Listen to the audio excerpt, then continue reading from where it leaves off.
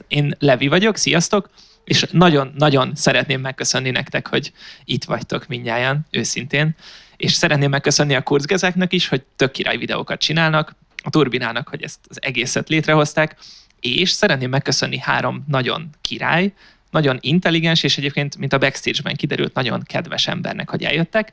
Őket most a színpadra fogom hívni, és hogy senkinek ne rontsam el a titulusát tutira, még egy kicsit puskázok is. Kezdjük Boldogkői Zsolttal, aki molekuláris biológus, az MTA doktora, a Szegedi Tudományegyetem Orvosi Biológiai Intézetének tanszékvezető, egyetemi tanára. Tapsot neki, köszönjük szépen, hogy itt vagy.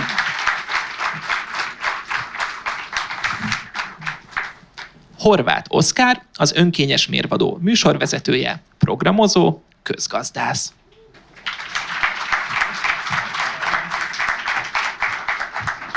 És végül, de nem utolsó sorban természetesen, Nagy Gergely, aki református teológus, programozó és solution specialist. Hello! Jupi! Szóval, a videó szerint az életnek nincs egyértelmű értelme, hanem ezt ugye mindenki maga jelöli ki. A kérdésem nagyon egyszerű, számotokra mi az élet értelme? Mehetünk egyenként, és előre is izgatottan várom erre a könnyű kérdésre a választ. Ki szeretne szóban felelni? Ez egy olyan pillanat, nem? Szerintem te leszel az. Attól félek. Mert megmertem szólani, vesztettem? Pontosan. Szerintem nincs válaszom erre a kérdésre, és nincs semmink, ugye ez egy nyomasztó videó valahol, és a célja egyébként pedig mégis az, hogy ezt a nyomasztó érzést csökkentse. Hogy vagy legyen egy válaszod arra, hogy ennek értelme van, vagy mondd el, vagy jöjj rá arra, hogy nem rettenetes ez.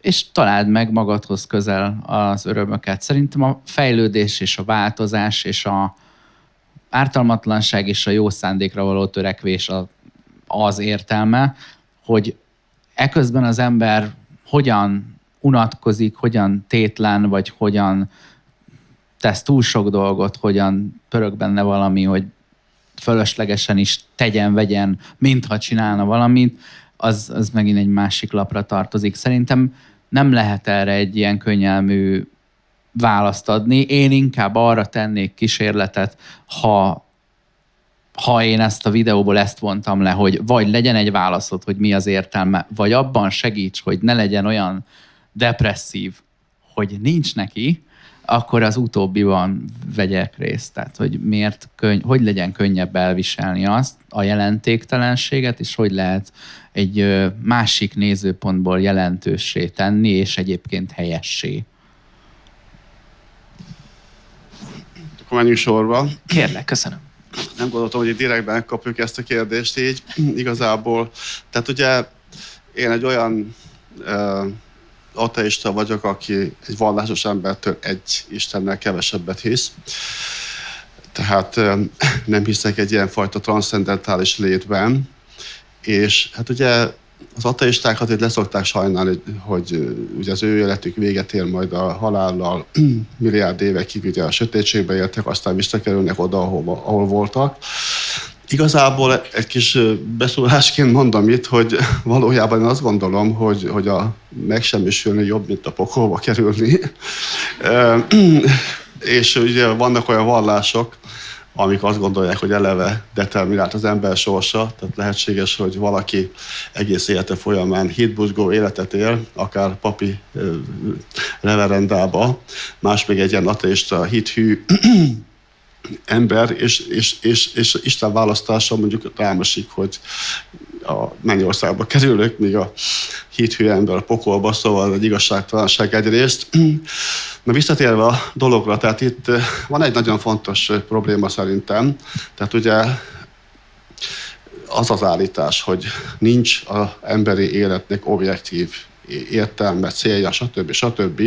Itt igazából a probléma az, hogy itt egy transzcendentális létet állítunk szembe egy halandó, aggyal rendelkező elmével vagy én tudattal. De a helyzet az, hogy az embernek kétfajta identitása van, két identitás szintje van. Az egyik egy genetikai identitás, a másik pedig a tudati identitás. Ezen belül inkább az én tudat az, ami meghatározza, hogy kik vagyunk. Hogyha feltennék a kérdést, hogy a tudatod megmaradhatna, de a tested hal meg, vagy a tested marad meg, és a tudatot hal meg, melyiket választanánk, mindenki a tudatot választaná. Minden esetre van egy biológiai énünk, és a helyzet az, hogy az életnek van objektív értelme. Van egy biológiai küldetésünk. A biológiai küldetésünknek az alapja az, hogy a genetikai anyagunkat, a genetikai információnkat továbbítsuk a következő generációba. Ehhez tartsuk meg az életünket, hogy az lehetséges legyen, és majd a utódjainkat óvjuk, hogy ő is sikeres legyen majd. Ez az alapbiológiai küldetés, illetve tehát ez egy objektív dolog. Az egyfajta társadalmi küldetés, vagy az, ami az egyénnek a döntésén, szándékain, vagy a céljain alapul, ugye ez az, ami nagyon szubjektív, de ez is biológiai determinált. Tehát igazából egy biológia által meghatározott küldetésünk lehet az életben, ami egy szubjektív dolog. De van egy objektív része, ami a biológiai küldetés. Na most ugye az evolúció nem számolt azzal. Tehát ugye mi az evolúciók a lényege? A legprimitívebb szinttől kezdve az, hogy kerüljön át az anyag a következő generációba. Hogy mi ennek az értelme? Az az értelme, hogy aki nem így viselkedik, annak nem kerül át. És na most egy bizonyos szerveződési szint fölött ugye nagyon nehéz volt komplex feladatokat megoldani, ezért létrejött az agy, ami sokkal jobban meg tudta oldani. Létrejött az emberi agy, ami valószínűleg véletlen dolog, tehát nagyon jól látjuk a problémákat, de az evolúció nem számolt, és most metaforikus értelemben mondom azzal, hogy ez az agy öntudatra ébred, és rájön a helyére a világban, rájön arra, hogy véges az élete, és akkor mondjuk egy ilyen vitaminsorogon vesz részt, vagy otthon töprengezzen, hogy mi legyen. Tehát igazából a helyzet az, hogy belegondolni abba, hogy meghalunk, az nem egy jó dolog, főleg mondjuk 6x után, vagy nem tudom. Viszont az ember nem gondolkodik. Igen, nem. Sajnos. Tehát az ember nem gondolkodik általában ezen. Tehát igazából olyan fajta objektív értelme nincs az emberi életnek, hogy az univerzum, a kozmosz, valami Isten kijelöli azt, hogy mit kell tenni, és ha megteszed ezt, akkor a halálod az nem igazi halál, utána jön a Kánaán, hát vagy az örök szenvedés, tehát ilyenfajta élet nincs. Ezért ki kell jelölni egyfajta életcélokat, ami passzol a személyiségethez, hogy azt szokták mondani, hogy ateisták az élet apró örömei, ami nem hedonizmus, tehát nem az, hogy minden örömet maximalizálni, hanem az elvégezni azokat a feladatokat, amiket el kell végezni, de közben pozitívan nézni a dolgokat. Célokat kell kitűzni, vagy nem tudom. Tehát például az egy értelmes cél számomra mondjuk az, hogy megismerni ezt a világot, mielőtt még itt hagyjuk, hogy alapvetően hogy működik. Most pont ott tartunk itt, ahogy mondja, a tudomány fejlődése által, hogy lehetőség van alapvetően megtudni bizonyos nagyon fontos dolgokat. A másik pedig az, hogy amikor majd elköszönünk a világtól, akkor úgy érezzük, hogy egy nettó haszonnal mentünk el. Tehát nettót azt hangsúlyozom, mert tehát úgy élni, hogy ne kövessünk el bűnöket, ne kövessünk el hibákat, ne hagyjunk ökológiai lábnyomokat, én nagyon sokat hagyok ráadásul, kompenzálni ezt, és valahogy úgy pluszban itt hagyni a dolgokat. Bocsánat, én sokat mondtam. Tök jó, és sokat mond. Hát ezért vagyunk itt. Köszönöm szépen. És Gergely, te mit gondolsz? Én nem tudom, hogy a mikrofonon be van kapcsolva, de szerintem még nincs, de szerintem pillanatok kérdése. Hogyha számolsz bele, én a 14-ig jutottam. 2, 3, Szuper. 4. Én voltam a gyorsan. Szóval, sziasztok! Az volt a kérdés, ugye, hogy mi szerintünk az élet értelme. Pontosan, egyszerű. Én nagyon röviden annyit szeretnék elmondani, tudjátok, hogy én milyen pozícióban vagyok most itt, hogy alapvetően én teista vagyok, ami azt jelenti, hogy valószínűbbnek tartom azt, hogy létezik valamilyen Isten, mondjuk ebben az esetben a filozófusok istene, ha már teista vagyok.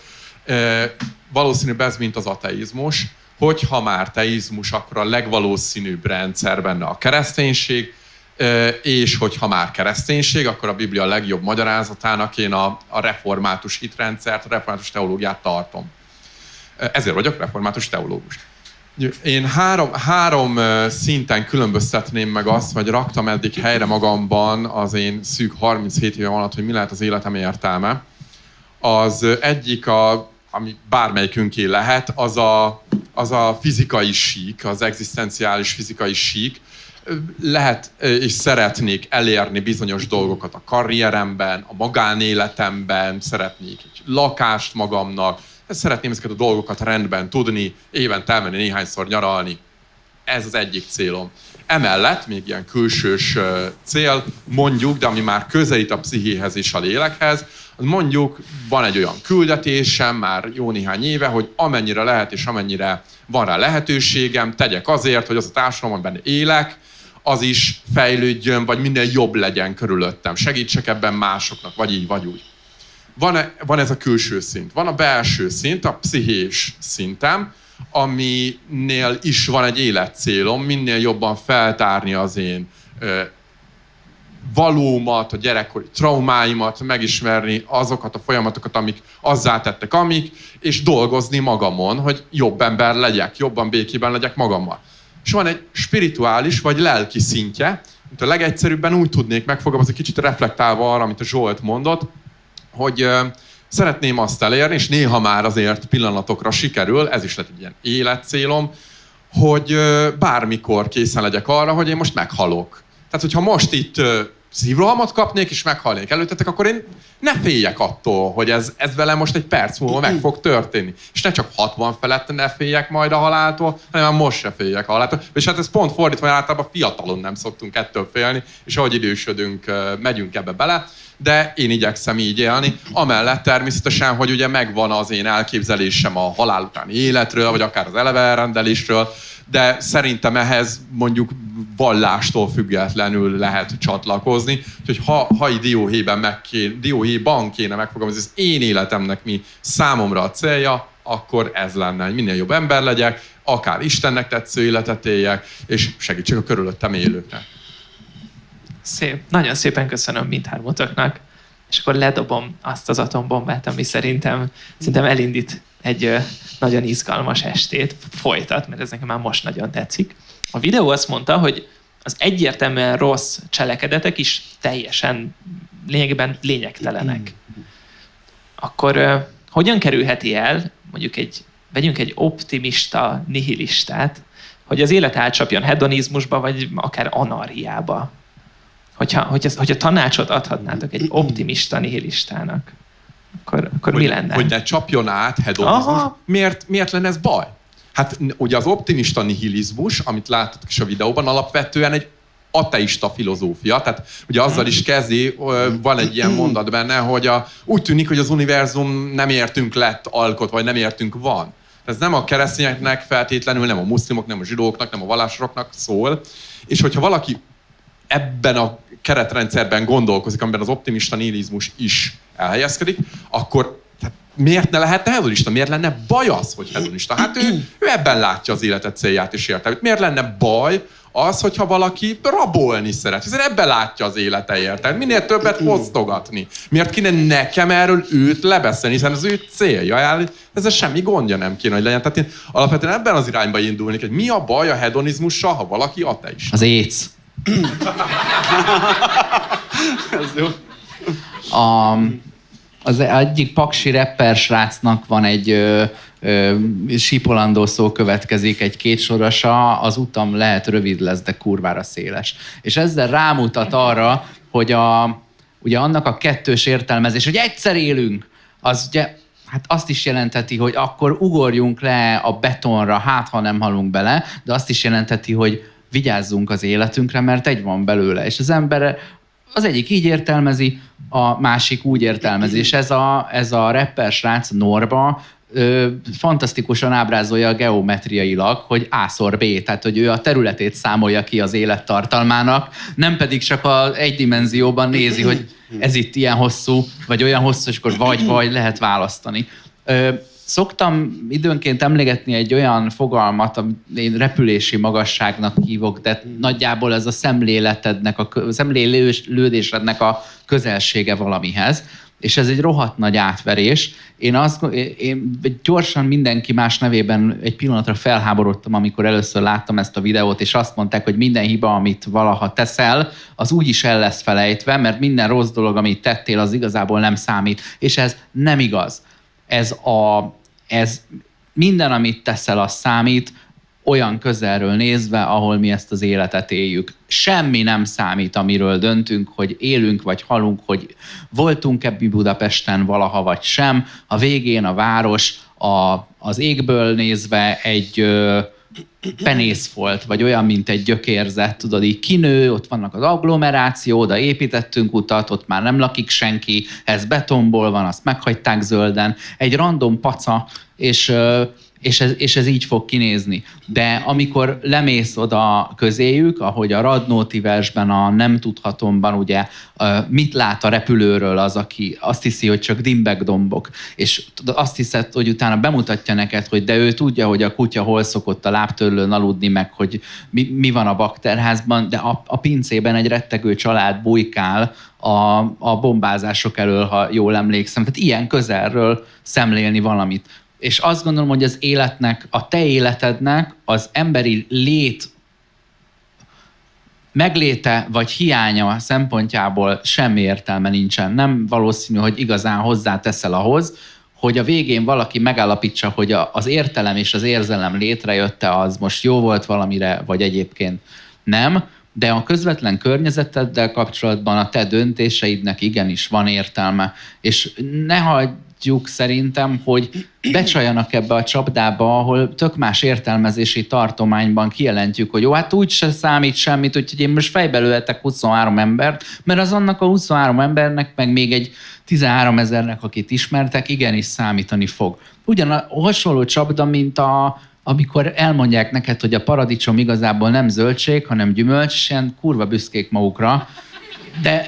De mindezt úgy, és itt ül a biológus mellettem, hogy a zöldség az nem egy biológiai fogalom. Tehát, hogy nem merült föl a kérdés, hogy zöldség. Tehát nyilván van növény, meg biztos vannak mindenféle egyszikűek, kétszikűek, zárva termők, nyitva termők, nem tudom, de olyan zöldség az a konyhában van, az a gasztronómiában van. Ott, ami nem tudom, sósat eszel, az zöldség, ha édeshez rakod, akkor gyümölcs. Zöldség, gyümölcs, szaküzlet, ilyen van a kereskedelemben, és valóban, nem tudom, a paradicsom az valami, nem tudom, hogy az egyáltalán, nem is tudom, hogy gyümölcse, mert lehet, hogy egy többféle. Zöldség.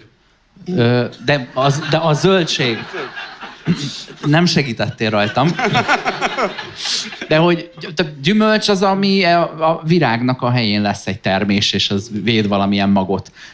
De hogy ez két külön játék. Az egyik az a PlayStation-re jött ki, és ott kell eldönteni, hogy a gyümölcs mit jelent. A másik az meg a konyha PC 2-re jött ki, és ott kell eldönteni, hogy mit jelent. És ha összenyitjuk ezt a két szobát, akkor a büdös életben nem fogjuk megérteni, vagy nem fogunk egy érvényes válaszra jutni, mert nem határoztuk meg, hogy most melyik a gasztronómia vagy a biológia szempontjából beszélgetünk a dologról. Ugyanígy, ha az élet értelméről beszélgetünk, akkor fel kell tenni a két nagyon fontos kérdést. Az én életemnek legyen-e értelme, vagy az emberi létezés és a tudat megjelenése az utólag hasznos lesz-e, és ez az értelme, illetve a másik kérdést, hogy mit jelent az, hogy értelme, azt, hogy célja, vagy azt, hogy okozója. Tehát, hogy az élet azért van, mert jön valahonnan, ezt jelenti az élet értelme, vagy pedig azt jelenti, azt a kérdést keressük, hogy mi a következménye. Mert ez sem világos. Tehát az annyira pongyola ez a kérdés maga, ami itt jár körülöttünk, és ez stresszel minket szarrá, miközben meg se értettük. És ha van az életnek például egy értelme, az az, hogy az ilyen kérdéseket ennyire pontosan próbáljuk meg megérteni, hogy amúgy mi volt a kérdés. Ez egyetértek én is, tehát itt a definíció. Mindig definiálni, hogy mit értünk. Hagyományosan zöldségnek nevezik, lehet, hogy gasztronómiai szempontból, biológiailag valóban nem gondolkodtam még ezen. Nem az, hogy amelyik édes, az gyümölcs, amelyik nem mindegy. Nem tudom. Tehát nem hallok, vagy túl? Jó, oké. Kösz, szuper. Tehát most kizárólag. Tehát próbáljuk meg egy bizonyos látószögből megközelíteni ezt a dolgot. Tehát nyilván, hogyha valaki mondjuk a katolikus hittel rendelkezik, az azt gondolja, az ő életének értelme igazából az, hogy itt jó, van itt a Földön, itt szenvedünk, meg nem tudom, de hogyha én jól viselkedem, akkor úgy tűnik nem, mert felrúgta a vizes üvegedet. Igen, ez egy felső jelzés volt, most nem tudom, melyik jelentésemnek. Isteni jel. Igen, hogy akkor utána a végtelen, hogy mondjam, jóság, boldogság következik. Hát, hogyha ez lenne a helyzet, persze. Csak ugye a kérdés az, hogy mi a valóság, és mi az önállítás. Úgyhogy nyilván igazából, amikor arról van szó, hogy én ateista vagyok, akkor ezt így mondom, de itt is abszolút egy definíció kérdésről van szó, mert valójában én azt mondom, hogy én egy tudománnyal foglalkozó ember vagyok. Nincs jó szó erre, mert van a tudós, meg a kutató, az angolok ilyen scientist, az lenne a legjobb erre. Tehát én azt mondom, hogy egyébként nem akarok hitvitelt generálni. Én azt gondolom, hogy a vallás kérdése egy tudományos kérdés, és a tudomány szerint a vallás egy téveszme. Lépjünk túl rajta. Tehát, hogyha érdekes, beszélhetünk majd egy pár szót erről, de nem ez a téma. Jó?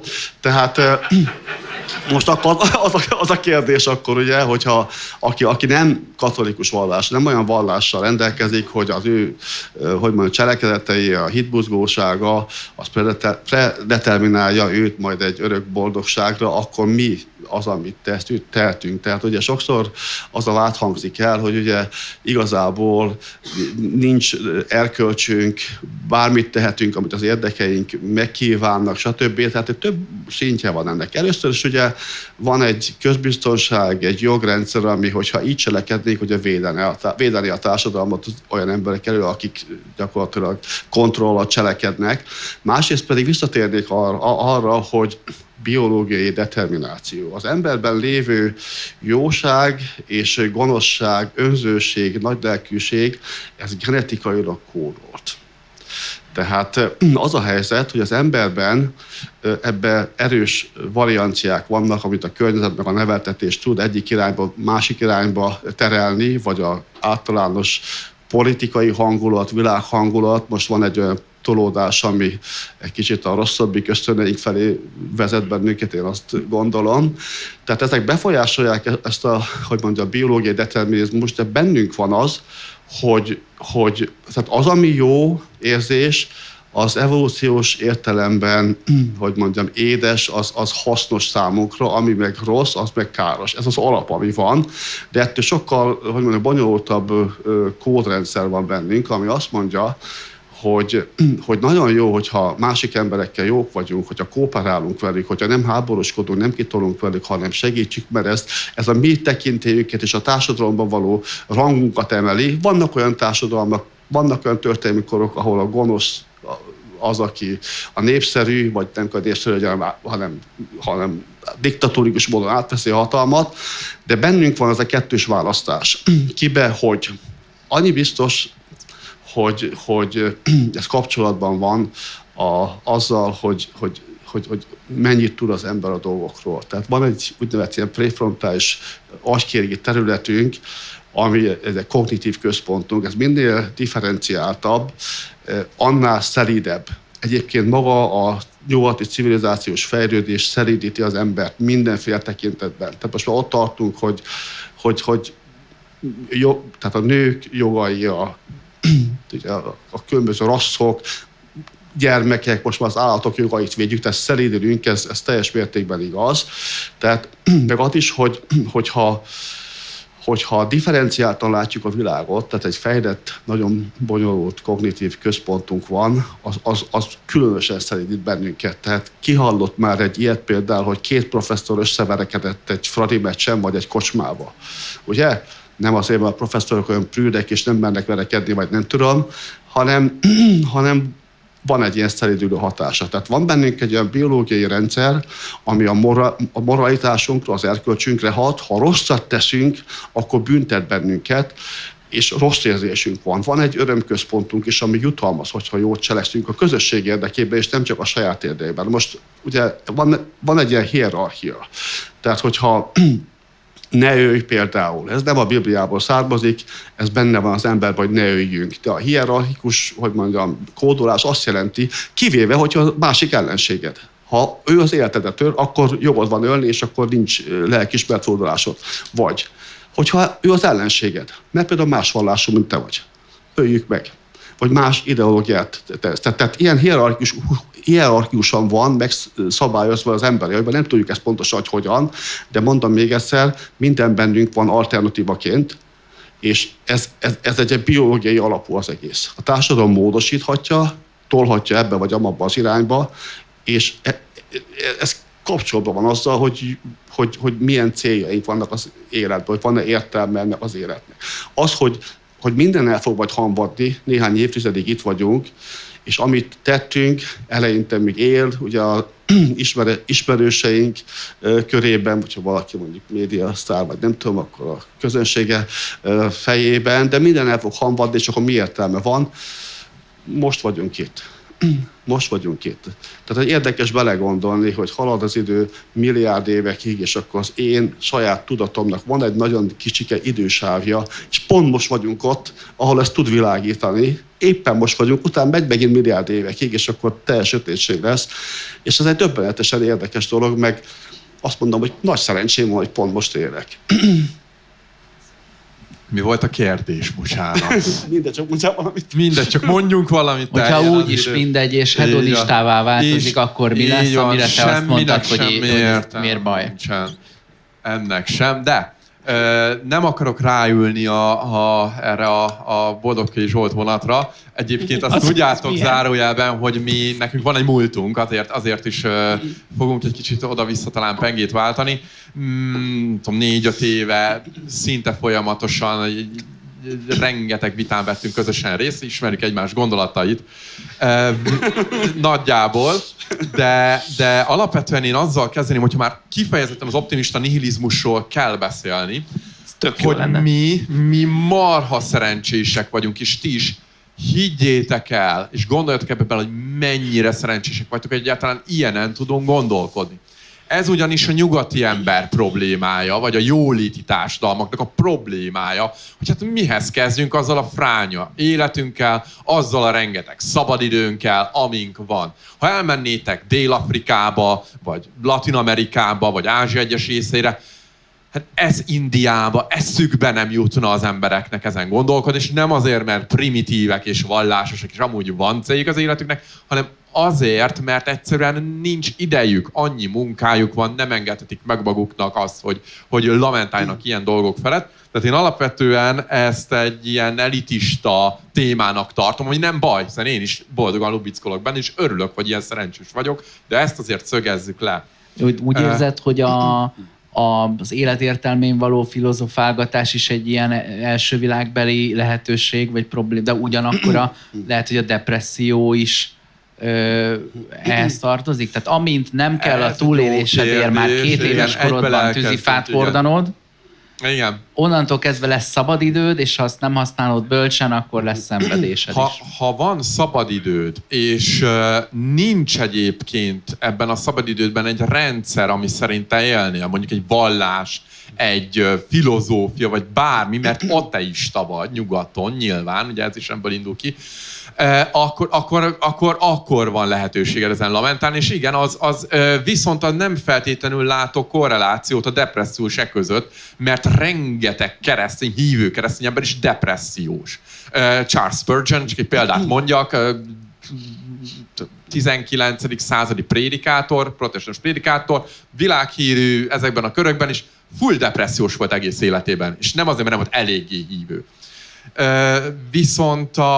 Viszont magával az optimista nihilizmussal van nekem problémám, egy kicsit más területen, vagy más szemszögben, mint az Osszinak, vagy más miatt. Egy mondatot lehet közben, bocsánat, az európai ember sokkal többet dolgozik, mint az indiai vagy a muzulmán társadalmakban. Ezt majd vágjuk ki a videóból.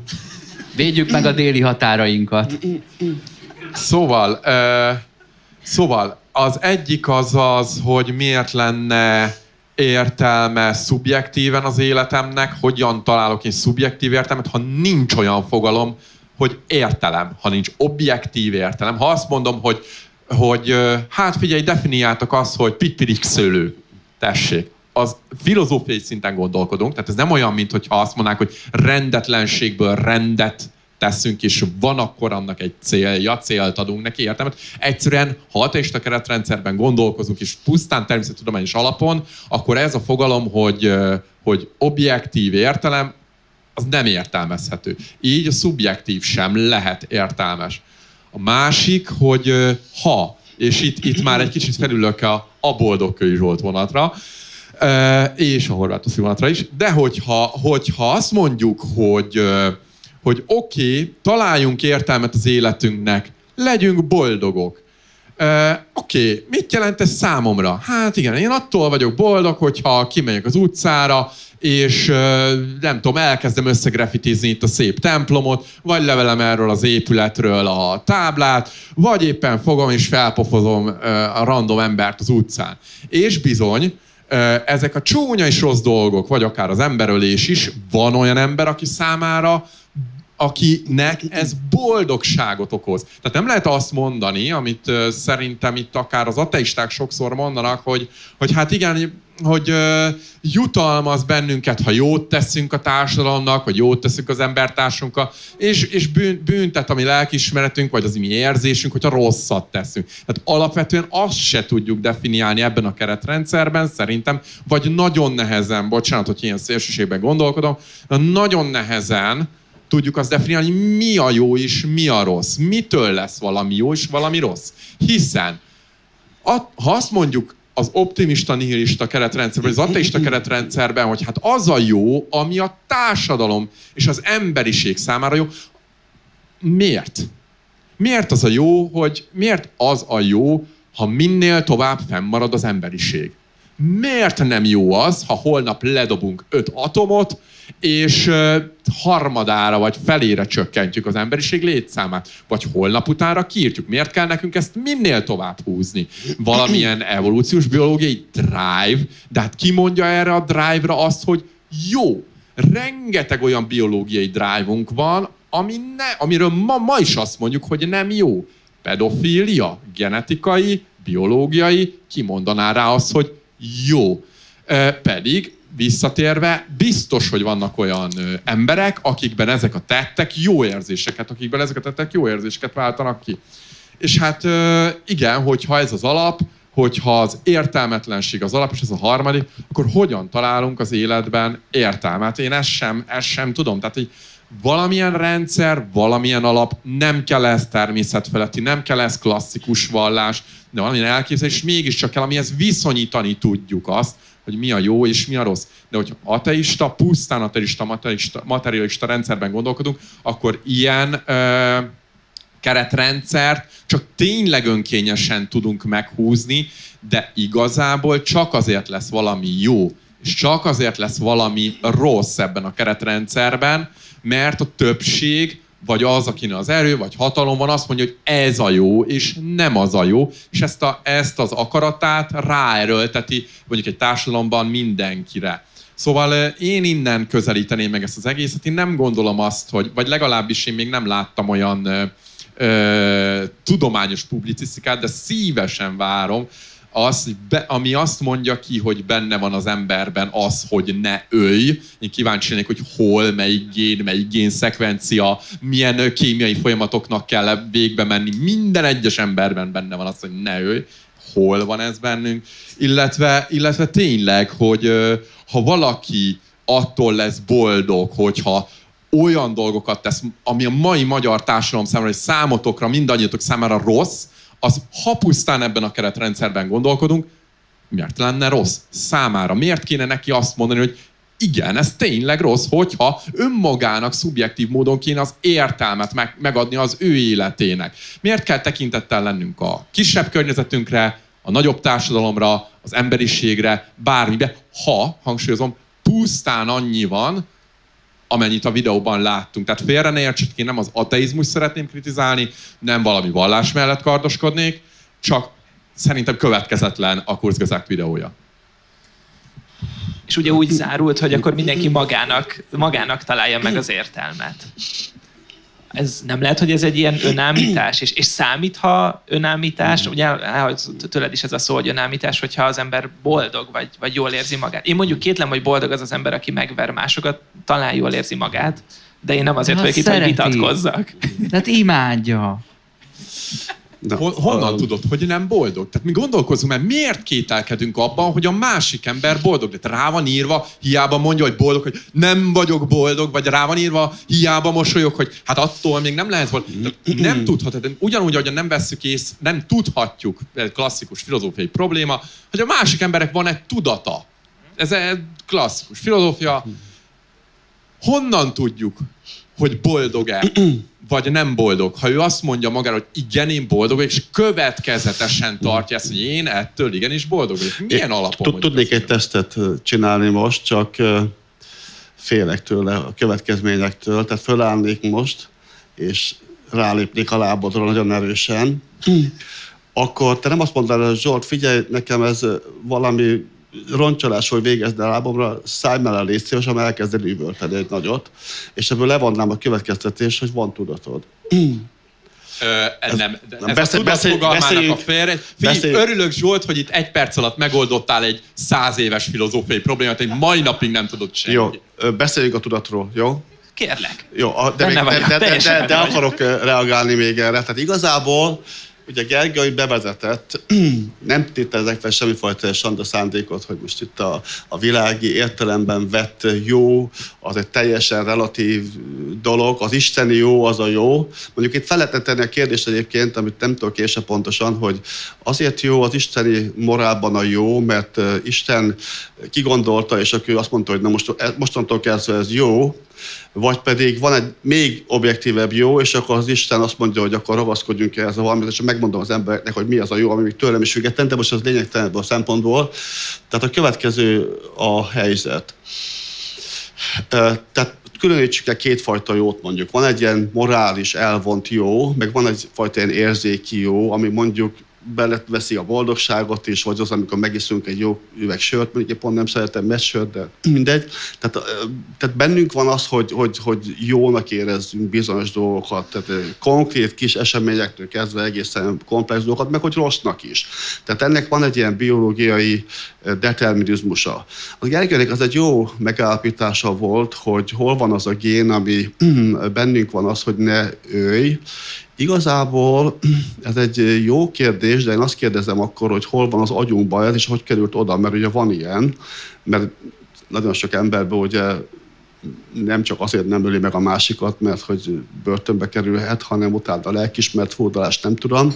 Nagyon sokan jönnek vissza háborúból évek után, hogy jogosan ölték meg az ellenséget, de mégis úgy érzik, hogy emberi életeket oltottak, és ez nem egy jó dolog. Bennünk van ez, a kérdés az, hogy került belénk. Tehát vagy Isten táplálta belénk, vagy mi valami magasabb erkölcsi, hogy mondjam, alapon tápláltuk a saját agyunkban, vagy pedig belülről jön egy mély genetikai lenyomat az agyban. Én ez utóbbi, hogy mondjam, mondanám. Tudnék hozzá ebben hiszel? Na. Most az a...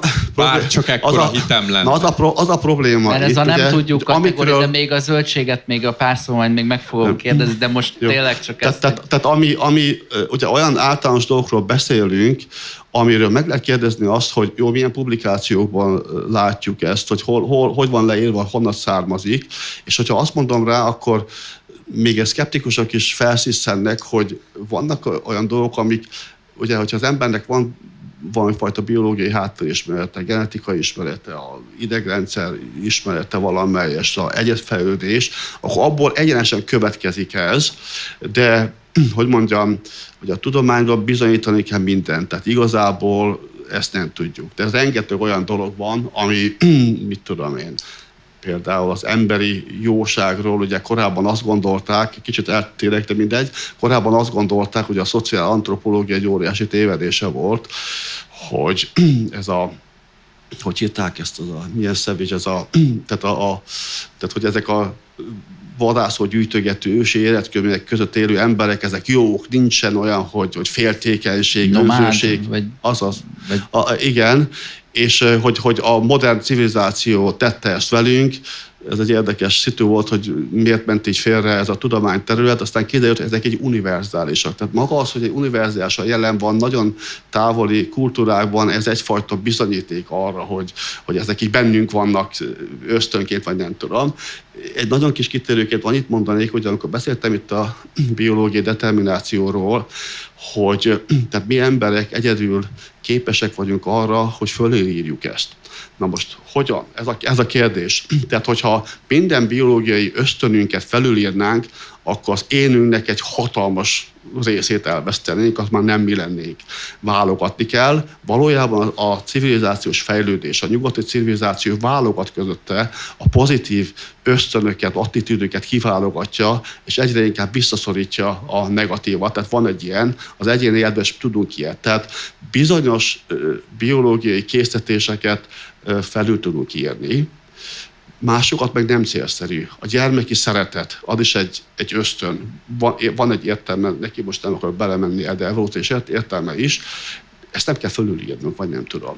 Vagy úgy is határozhatják az emberek az életcéljukat, hogy ne kövessék ezt a biológiai vonalat, tehát nem kell feltétlenül például, hogy 12 gyermekes családjuk legyen, mint a régi, vagy nem tudom, vagy akármi. Tehát van egy ilyen dolog, hogy bizonyos részeket fölül tudunk írni, másokat meg nem érdemes fölülírni, és még egyszer, mivel bennünk van annak a meghatározottság, hogy mit érzünk jónak, meg mit rossznak, ezért az a felülírás sokszor nem egyszerű.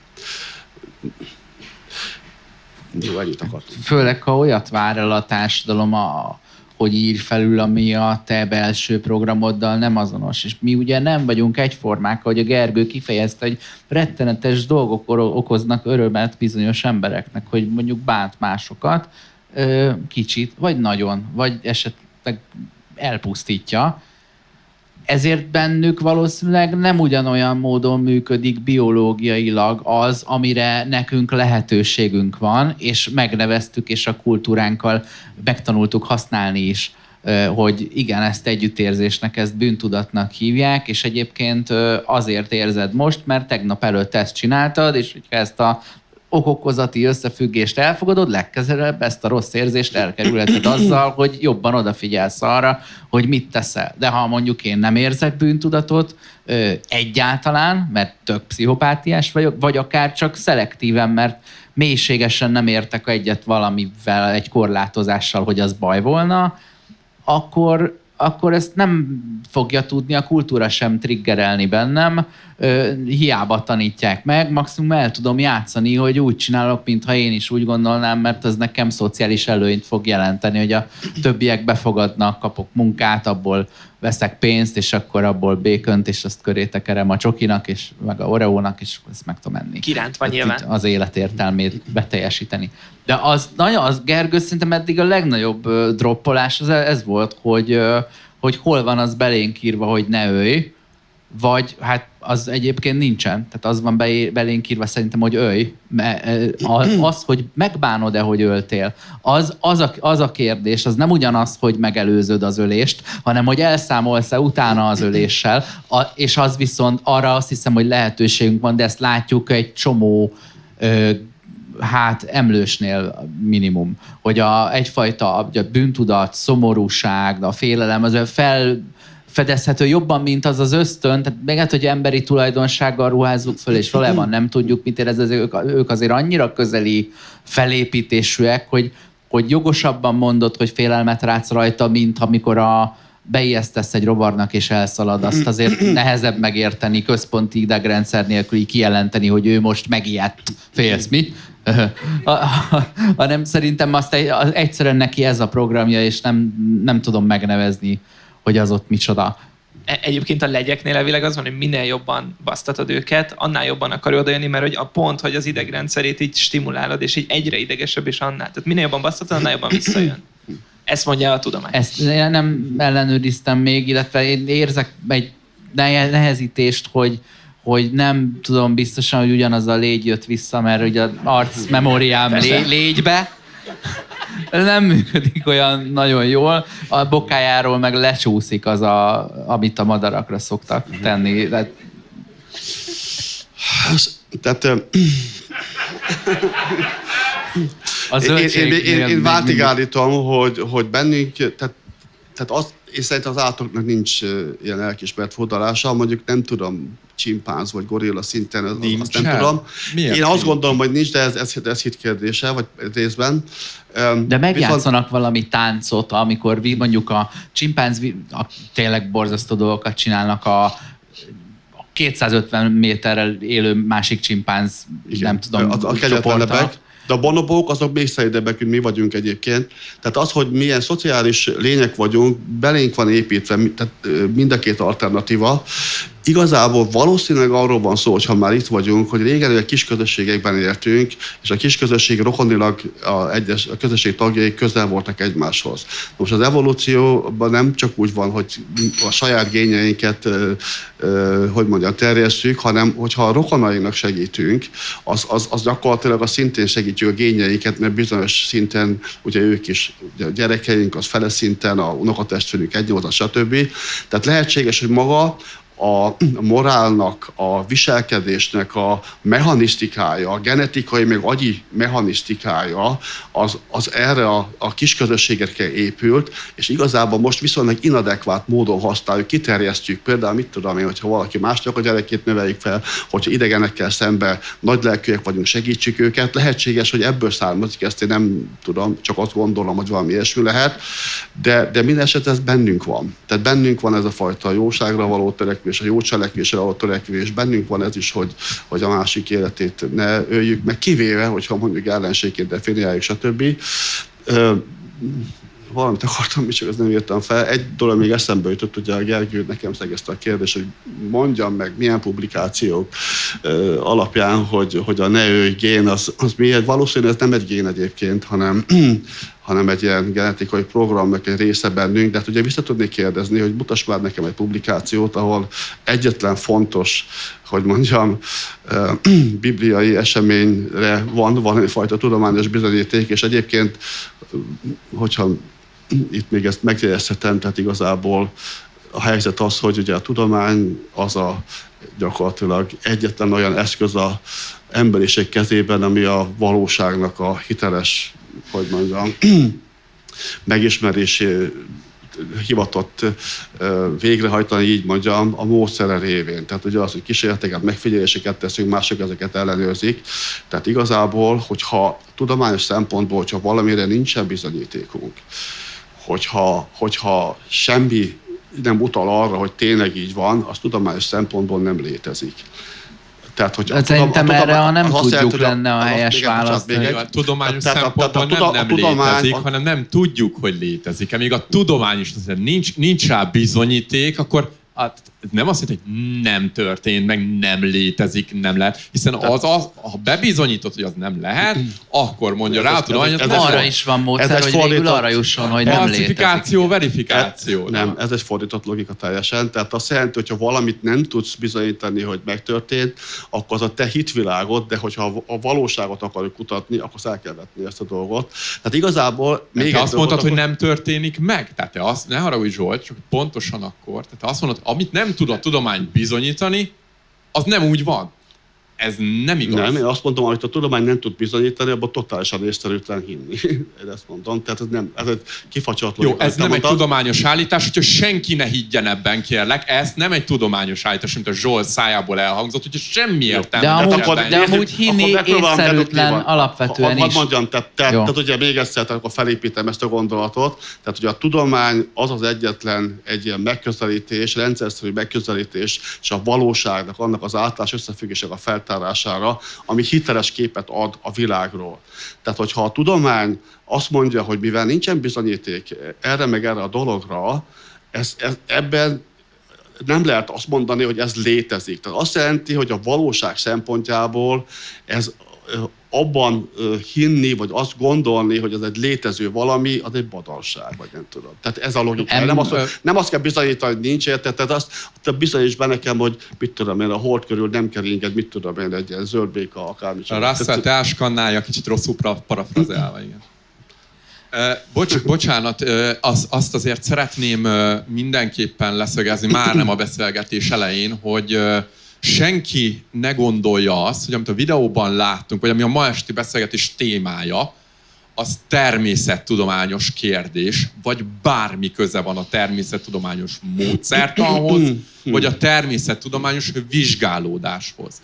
Mindig tegyétek fel magatoknak a kérdést, amikor valaki így beszél erről a témáról, hogy milyen természettudományos kutatási módszertannal jutott el erre a következtetésére, falsifikáció, verifikáció, akármilyen módszertan. Például arra, hogy a tudomány az egyetlen hiteles eszköze a világ folyamatainak, vagy a világ leírásának. Ez önmagában egy filozófia. Nem tudomány, filozófia. Úgyhogy ha ebben a kérdésben gondolkodunk, akkor nem a bonobók és nem a génszekvenciák, nem. Itt egyszerűen arról van szó, hogy ki hogyan látja a világot. És hogyha következetesek vagyunk, akkor filozófiai síkon, elméleti síkon gondolkodunk ezekről. Amit mondtam, a tudomány alapját képezi. Tehát ez a tudománynak az alapja. A tudomány filozófia alapja. Amit nem tudok bizonyítani, azt nem célszerű elhinni. Oszi, mit akartál mondani, nem hallottam. Én megint vissza akartam térni, hogy emlékeztek a zöldség, meg a gyümölcs. Hogy én mondtam, a zöldségre szavazom. Ugye van az a szemlélődési magasság, ahol a távolból azt mondjuk, hogy ez az egész ez nem jelentéktelen, és ez nem nyugtatja meg az egyént, de valójában hosszú távon talán abban megnyugtathat, hogy csak azért, mert nem te találod fel az egyik ráktípusnak a jó eséllyel gyógyító szerét, vagy nem mentesz meg egy életet valamikor az életedben, attól még nem voltál teljesen értelmetlen. Míg van a másik szemlélődés, ahol nem bagatelizáljuk a személyes dolgokat, hanem közelről megéljük, és a barátság az csak ilyen távolságról értelmezhető, a szerelem, ami egy szenvedély, ami ugye a szenvedésnek egy kicsinyített formája, de végül is annak a története, a romantikus film, amin elsírod magad, az valójában az, hogy így jártam anyátokkal,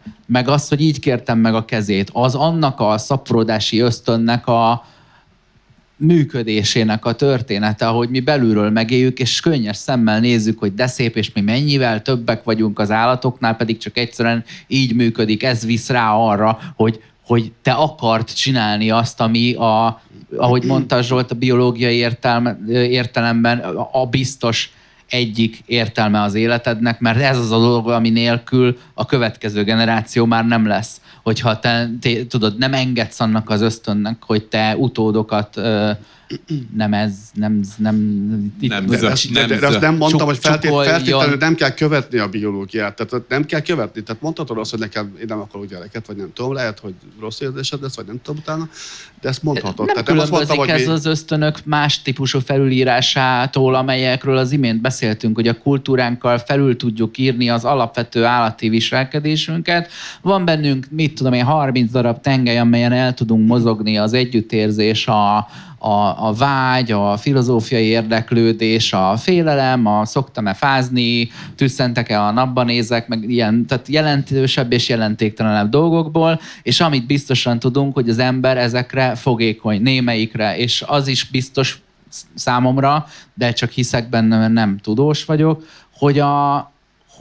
hogy ezeknek a tartománya az valakinél az egyik tágabb, a másik szűkebb, és az viszont genetikai. Tehát itt megszülettél, és bejárhatsz egy bizonyos amplitudót abban, hogy te mennyire vagy együttérző, vagy hogy mennyire vagy vicces, vagy mennyire van bűntudatod valami után, vagy sok, vagy kevés, szólnak róla, hogy amúgy olyan van egy ilyen dolog, hogy ilyen bűntudat, és akkor itt próbáld ki, hogy megölöd, és akkor várj, még 10 percet várjál, na most milyen szar, mi?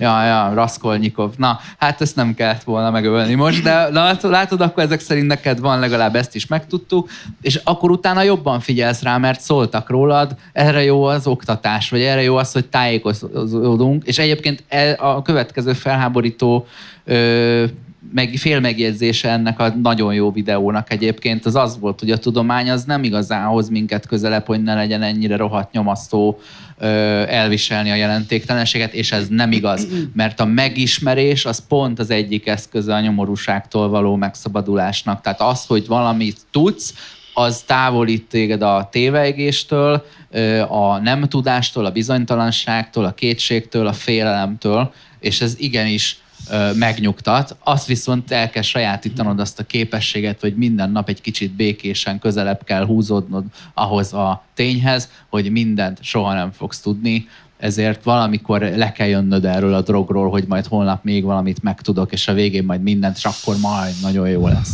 Ez egy érdekes kérdés, hogy minél többet tudunk, annál mondjuk boldogabbak leszünk, vagy annál inkább megszabadulunk mondjuk a halálfélelemtől. Ezt nem tudom. Az biztos, hogy minél többet tudok, annál izgalmasabb a világ. Tehát annál kevésbé kell ilyen misztikumokba menekülnünk, mert maga a világ is rendkívül érdekes. Viszont vannak, hogy mondjam, negatív aspektusai is ennek. Tehát például, hogyha minél többet tudsz mondjuk a saját magad korlátjairól, minél többet tudsz arról, hogy hogyan vered át saját magadat, akkor ugye az a probléma keletkezik, hogy te ezáltal intelligensebb leszel, vagy nem tudom. Viszont ha nem tudod magad becsapni, ha nem tudod magad becsapni, hogy nehezebb élni, mert hogyha egy olyan intelligenciával rendelkezel, hogy nagyon könnyen rá tudod fogni a másik, hogy ő a hibás, vagy a más hibás, vagy a társadalom, nem tudom micsoda, és nem jut el olyan reflexió szintjén az, hogy igazából az a te felelősséged ez a dolog, vagy hogy ha rosszat tettél, akkor hogyha ismered ezeket a önáltató mechanizmusokat, akkor ezzel nem tudsz élni. Ez egy olyan dolog, hogy nehezebb így. Tehát, hogy mondjam. Tehát van pozitív, meg negatív része is annak, hogy te többet tudsz a világról, meg önmagadról, de az a helyzet, hogy én azt gondolom, hogy a valóságban kell mindig élni. Tehát olyan fajta, tehát igazából ugye ez a két világnézet, hogy egy vallásos, meg mondjuk ateista, ez abban különbözik más nézetektől, hogy itt el kell dönteni. Tehát itt igazából vagy ez igaz, vagy az igaz. Hogyha mondjuk valami másfajta nézetről van szó, hogy mit tudom én, politikailag valaki liberális, vagy konzervatív, vagy maximum az igazságosság jöhet elő, vagy nem tudom, de nem egy választás kérdés. Ez is lehet igaz, az is lehet igaz, lehetnek átmenetek, de ez a vallás meg az ateizmus kérdésében egyrészt egy az igazság, a másik pedig ez egy alapvető kérdés. Tehát az, hogy tényleg a teljes megsemmisülés lesz a részünk, vagy pedig utána, hogy a tudatunk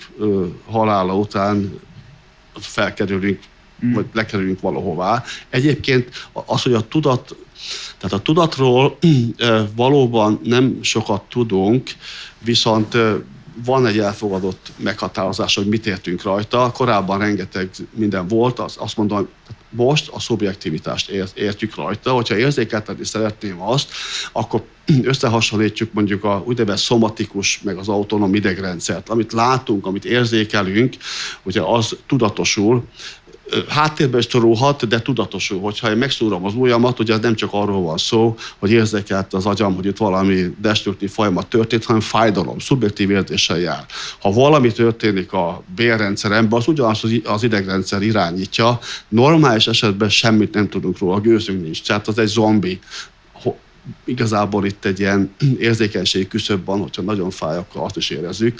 Tehát igazából ez a tudat, elemi szinten, a érzelmek, a gondolkodás során a szubjektivitás, ezt tudjuk, hogy mi a tudat, definiálni azért nem lehet, mert egyes szám első személybe érzékeljük ezt, és egy csomó dolgot nem tudunk róla, ugye filozófiai vita van, meg tudományos vita is, hogy lényegében mi ez. Van egy ilyen David Chalmers nevű tudományfilozófus, aki azt mondta, hogy igazából itt van egy könnyű, meg egy nehéz probléma. A könnyű probléma az, hogy a tudatos aktivitást megpróbáljuk valamilyen idegi struktúrákhoz kötni. Itt vannak különféle elméletek, hogy a teljes agykireg működése, vagy bizonyos frekvenciában működő valami nem érdekes, nem tudjuk. Tehát a könnyű probléma egy olyan probléma, hogy nem tudunk még, hogy mi a válasz. A nehéz probléma pedig az, hogy mi maga a anyagi világ, meg a szubjektív világ közötti átmenetnek milyen törvényszerűségei vannak. A Chalmers az azt javasolja, hogy ezt a pszichofizikai világot, ezt választjuk az anyagi világtól, hogy pragmatikus szempontból jó-e, vagy hogy a valóság szempontjából így van az elkülönés, ezt nem tudom megmondani, de senki nem tudja megmondani. Egy biztos, tehát aki a tudományos gondolkodás, azt rosszul mondtad, hogy semmi tudomány nem volt, megpróbáltam mindent biológiai genetika szempontjából, itt is mondom. Tehát a tudományos szempontból... a tudományos felfedezésekről, igen. nem módszertannal kutattál, Igen. nem hivatkoztál tanulmányokra, hanem elmondtad a véleményedet. Bennünk van a ne ő. Nem rugok vissza, jó? Ne bánt már. Tehát Még a igazából... zöldséget sem mondta el, te meg két mondatot bántod. mondtak még, jó, és akkor tehát igazából ugye itt is van egy elképzelés, hogy a fizikai világ, tehát az agyamnak a működése produkálja a tudatot, és van egy olyan elképzelés, amit kevesen osztanak viszonylag, hogy a tudatnak éppen az a funkció, hogy valamiképpen oké visszahatással legyen a agyi működésre, hogy nem tudjuk még, hogy hogyan létezik-e. Valószínűleg nincs ilyen, de kizárni nem lehet ezt a dolgot. Lehet, hogy pont az a tudatnak a szerepe, hogy valahogy összefókuszálja a lényeges momentumokat, amit cselekedni kell, és akkor visszahat. Valószínűleg nem így van, de ezt nem tudom. Egy a lényeg, hogy amikor a agyunk biológiai halálállapotába lép, meg amikor mély alvásban vagyunk, akkor a tudatunk kanyec.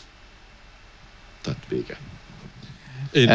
Én bocsássz, csak erre is, meg amit mondtál, hadd reagáljak két gondolattal. Én ekvilibrista vagyok, filozófiai értelemben. Ez mit jelenti? Nem tudom. Azt gondolom, hogy nem én találtam ezt ki, de nagyon-nagyon tetszik ez az iskola. Azt gondolom, hogy a filozófia sem vezethet el minket végső igazságok megismerésére. Tehát azok a témák, amikről most akár az optimista nihilizmus, akár a tudat, akármi kapcsán beszélünk, és ez mind-mind filozófia volt. Tehát ezek nem tudományos tények, ez filozófiai értelmezése bizonyos kutatásoknak. Mások már ezeket a kutatásokat totál máshogy értelmezik, mint itt mi a színpadon. Viszont az a feladatunk, hogyha már igazságokat nem tudunk kimondani, objektív igazságokat, akár a filozófia eszközével, ezt sose fogunk tudni objektíven megegyezni, hogy Zsoltok, vagy nekem, vagy Osztanak, vagy nekem van igaza, akkor az a mi feladatunk, hogy egyfajta egyensúlyt alakítsunk ki a kognitív háztartásunkban. És egy kicsit ez a videó is ebben segítene nekünk, szerintem egy picikét rosszul. Ez az egyensúly, ez azt akarja, hogy az én világlátásom, ahogyan látom a világot, ezt nem kell mindenkinek elfogadnia, amilyen rendszerben gondolkodom, ahogy élek, ugye a külső szinten, a pszichés szinten, a lelki szinten, az koherens, nem ellentmondásos egyik gondolatom, egyik filozófiai elképzelésem a másikkal. Mondjuk azt mondom, hogy hát én nem tudom, abszolút humanista vagyok, minden emberi élet számít, de azért a halálbüntetés, a háborúk, az abortusz, az mehet. Ez nyilván egy önellentmondásos felfogás. A mi feladatunk tehát az, hogy legyen egy koherens gondolkodási rendszerünk, és ezt a külső támadásokkal, kritikákkal szemben, amiket mi is így gyakorlunk, meg tudjuk védeni. És így talán eljuthatunk egy olyan állapotra, ahol nem őrülünk meg, és koherensen tudjuk látni a világot, még hogyha nem is ugyanúgy, mint a másik, és ezt elfogadjuk, hogy ez így van. Viszont ezekben a különböző rendszerekben, most van 3 filozófia a színpadon, azt kell megvizsgálnunk, és ti magatokban is, a saját világlátásotokban azt kell megvizsgálnotok, hogy mennyire koherens és mennyire megalapozottak azok a fogalmak, amiket ebben a koherens rendszerben felépítetek és használtok. Mi a jó, mi a rossz? Mitől lesz valami jó, és mitől lesz valami rossz? Mitől leszek én boldog? Miért jó az, hogyha én az emberiség javát szolgálom, vagy miért rossz az, hogyha nem? Egyáltalán beszélhetünk-e jóról és rosszról? Mitől lesz az jó, hogyha mondjuk Zsolt örül annak, hogyha minél inkább megismeri a világot, minél tovább húzza az emberiség, minél többet megtudunk a génjeinkről, és az emberiség javát szolgáljuk. Miért lesz ez jó nekünk? Az Oszi egy picit az egyén szintjén beszél sokszor, tehát nem társadalmi, egyén szintjén, de mi teszi mondjuk akár a buddhista filozófiában, akár az ő világnézetében a jót jóvá, a rosszat rosszá. Nem azt kell kikezdeni, illetve szerintem nem az a fontos, hogy rámutogassunk, hogy a vallásos elme, az ateista elme, döntsétek el, hogy vallás vagy ateizmus, mert nem ez a fekete-fehér, nem ilyen fekete-fehér a világ. Nem az ateizmus a vallásos elmével áll szemben, ahol van fenn, meg lenn, meg ég és pokol. Akkora skálája van a vallásoknak is, hogy azt el sem tudnánk képzelni a zoroasztrizmustól, a nyugaton sokszor ateistának mondott buddhizmusig, a kereszténységen, az iszlámon át, egészen a puszta teizmusig, vagy a deizmusig, ahol már csak annyit mond egy filozófus, hogy hát szerintem valaki megteremtette ezt a világot, ami az univerzumtól független, hátradőlt, és a gép forog, az alkotó pihen. Na most, ha így gondolkodunk, hogy a koherenciát keressük, és erre törekszünk, akkor szerintem ebben, mondjuk akár egy ateista világnézetben is, olyan értelemben optimisták, mint amit a videó lefestett, vagy amerre mondjuk akár a Zsolt-féle világnézet tendálna, nem lehetünk. Nem lehetünk, hiszen hogyha ugye optimista nihilizmusról beszélünk, nem ateizmus versus vallás a téma, hanem a nihilizmus optimista megközelítése. Viszont ha a nihilizmusból indulunk ki, és nagyon nem akarom elvinni ezt az ilyen Nietzsche-től, és egészen végig ezt a beszélgetést a máig, kik voltak nihilisták, hogy gondolkoztak, miért gondolkoztak, azért nem véletlen, hogy a következetes nihilista filozófusok egyike sem volt az évszázadok során optimista. Azt látjuk, persze, volt célja az életüknek. Boldogok voltak ők is, de a nihilizmusukból nem következett optimizmus. Ez egy teljesen új felfogás. És hogyha azt a témát boncolgatjuk, hogy akkor melyik világnézet, ezzel mi a helyzet, akkor szerintem ezt mind egy ilyen rendszerben kell látnunk, és feltenni magunknak azt a kérdést, hogy ki koherensebb, miért koherens, miért nem koherens, és mennyire megalapozott az a saját rendszerében, amit állít. Bocsoszi, hogyha... Jó, semmi, abszolút. Hát nem, de hogy is. És Zsolt, majd elintézzük. és Levi, és minden. Tehát a koherenciával kapcsolatban. Tehát mondtad itt a vallás, meg a halálbüntetést. Hát nem, igen, tehát hogyha valaki vallásos, és mondjuk nem a zsidó vallás híve, hanem a katolikus, református, nem tudom, hogy akkor azt mondaná, hogy kémjeljük meg a mások életét. Elmegyünk Amerikába, a nagyon mély vallásos republikánus államokban a halálbüntetés az egyik legfontosabb kulcs szó a fegyvertartás mellett. Inkoherencia. Van egy hindu vallású ember, azt mondja, én koherensen szeretnék gondolkodni az egész világon, és ezért az én vallásomat összevetem más vallásokkal. De először várjon már egy kicsikét, hogy lehet az, hogy meghatározza azt az én vallásomat, hogy én hol születtem. Hogyha mondjuk Szaúd-Arábiában születtem volna, egy totálisan más vallásom lenne, mint itt, hogyha mondjuk Magyarországon élnék, megint egy más vallásom lenne, most akkor hogy van ez? Hogy jön itt a koherencia akkor az én életemben? Akkor az ateizmusban sincs koherencia, Zsolt, hiszen ha te Szaúd-Arábiában születsz, akkor abszolút nem vagy ateista. És akkor, tehát volt még egy ilyen oldalvágás az ateizmus részéről, ugye, hogy igazából, hogyha ilyen hit nélküli életet élünk, meg egy ilyen véges életet élünk, akkor bármilyen célunk lehet, semmi értelme nincs az egésznek, mert így, meg úgy, meg nem tudom micsoda. Egy vallásos ember életének akkor az lenne az értelme, hogy aláveti magát ugye az Isten parancsának, úgy él, azt szerint az erkölcsök szerint, ahogy az Isten meghatározza. Ha esetleg néha, ez egy kutyuska volt? Ámen. Hogyha esetleg az Isten úgy érzi, hogy félrenéz, akkor azért másként cselekszik, vagy pedig azt gondolja, hogy meggyónja majd a bűneit, és akkor igazából majd még követheti a gyermekmolasztástól kezdve akármi csodákat. Az az igazság, hogy ez a 6x életpálya, vagy nem tudom, ez azt a lehetőséget is megadta számomra, hogy nagyon extrém dolgokat láttam én mondjuk a papi világgal kapcsolatban, és nagyon megdöbbentem azon, hogyha ezek az emberek tényleg azt gondolják, hogy ők Istennek a szolgáik, és folyamatos figyelme alatt élnek, akkor hogyan tehetnek olyanokat, amiket megtettek? Tehát én nem mondom most, hogy mik voltak ezek. Tehát igazából nem tudom. Tehát mondd el akkor, hogy mondjuk egy vallásos ember életének az értelme, és mondd meg azt, hogy ezek a különféle attitűdök, erkölcsi, morális értékek, vagy nem tudom, ezek hogy kerültek be az agyunkba, vagy én nem tudom. Tehát hogy ez a lelkünk, ugye, hogy gondolom, és akkor az Isten valahogy beleépítette. Én nem tudom. Én közben megígértem Oszinak nagyon, hogy nem hagyom, hogy benne ragadjon a szó, úgyhogy ez jön. De kérlek, mondd előbb, Gergely. Csak annyit szeretnék mondani, hogy innen nem szívesen, bármikor Zsolt, meg órákon át vitatkoztunk már erről publikum előtt, de szerintem nem az a kérdés, hogy a papok csúnyák, akkor a kereszténység inkoherens. Nem ezen a szinten kéne beszélgetnünk, ezt nem így mondtam.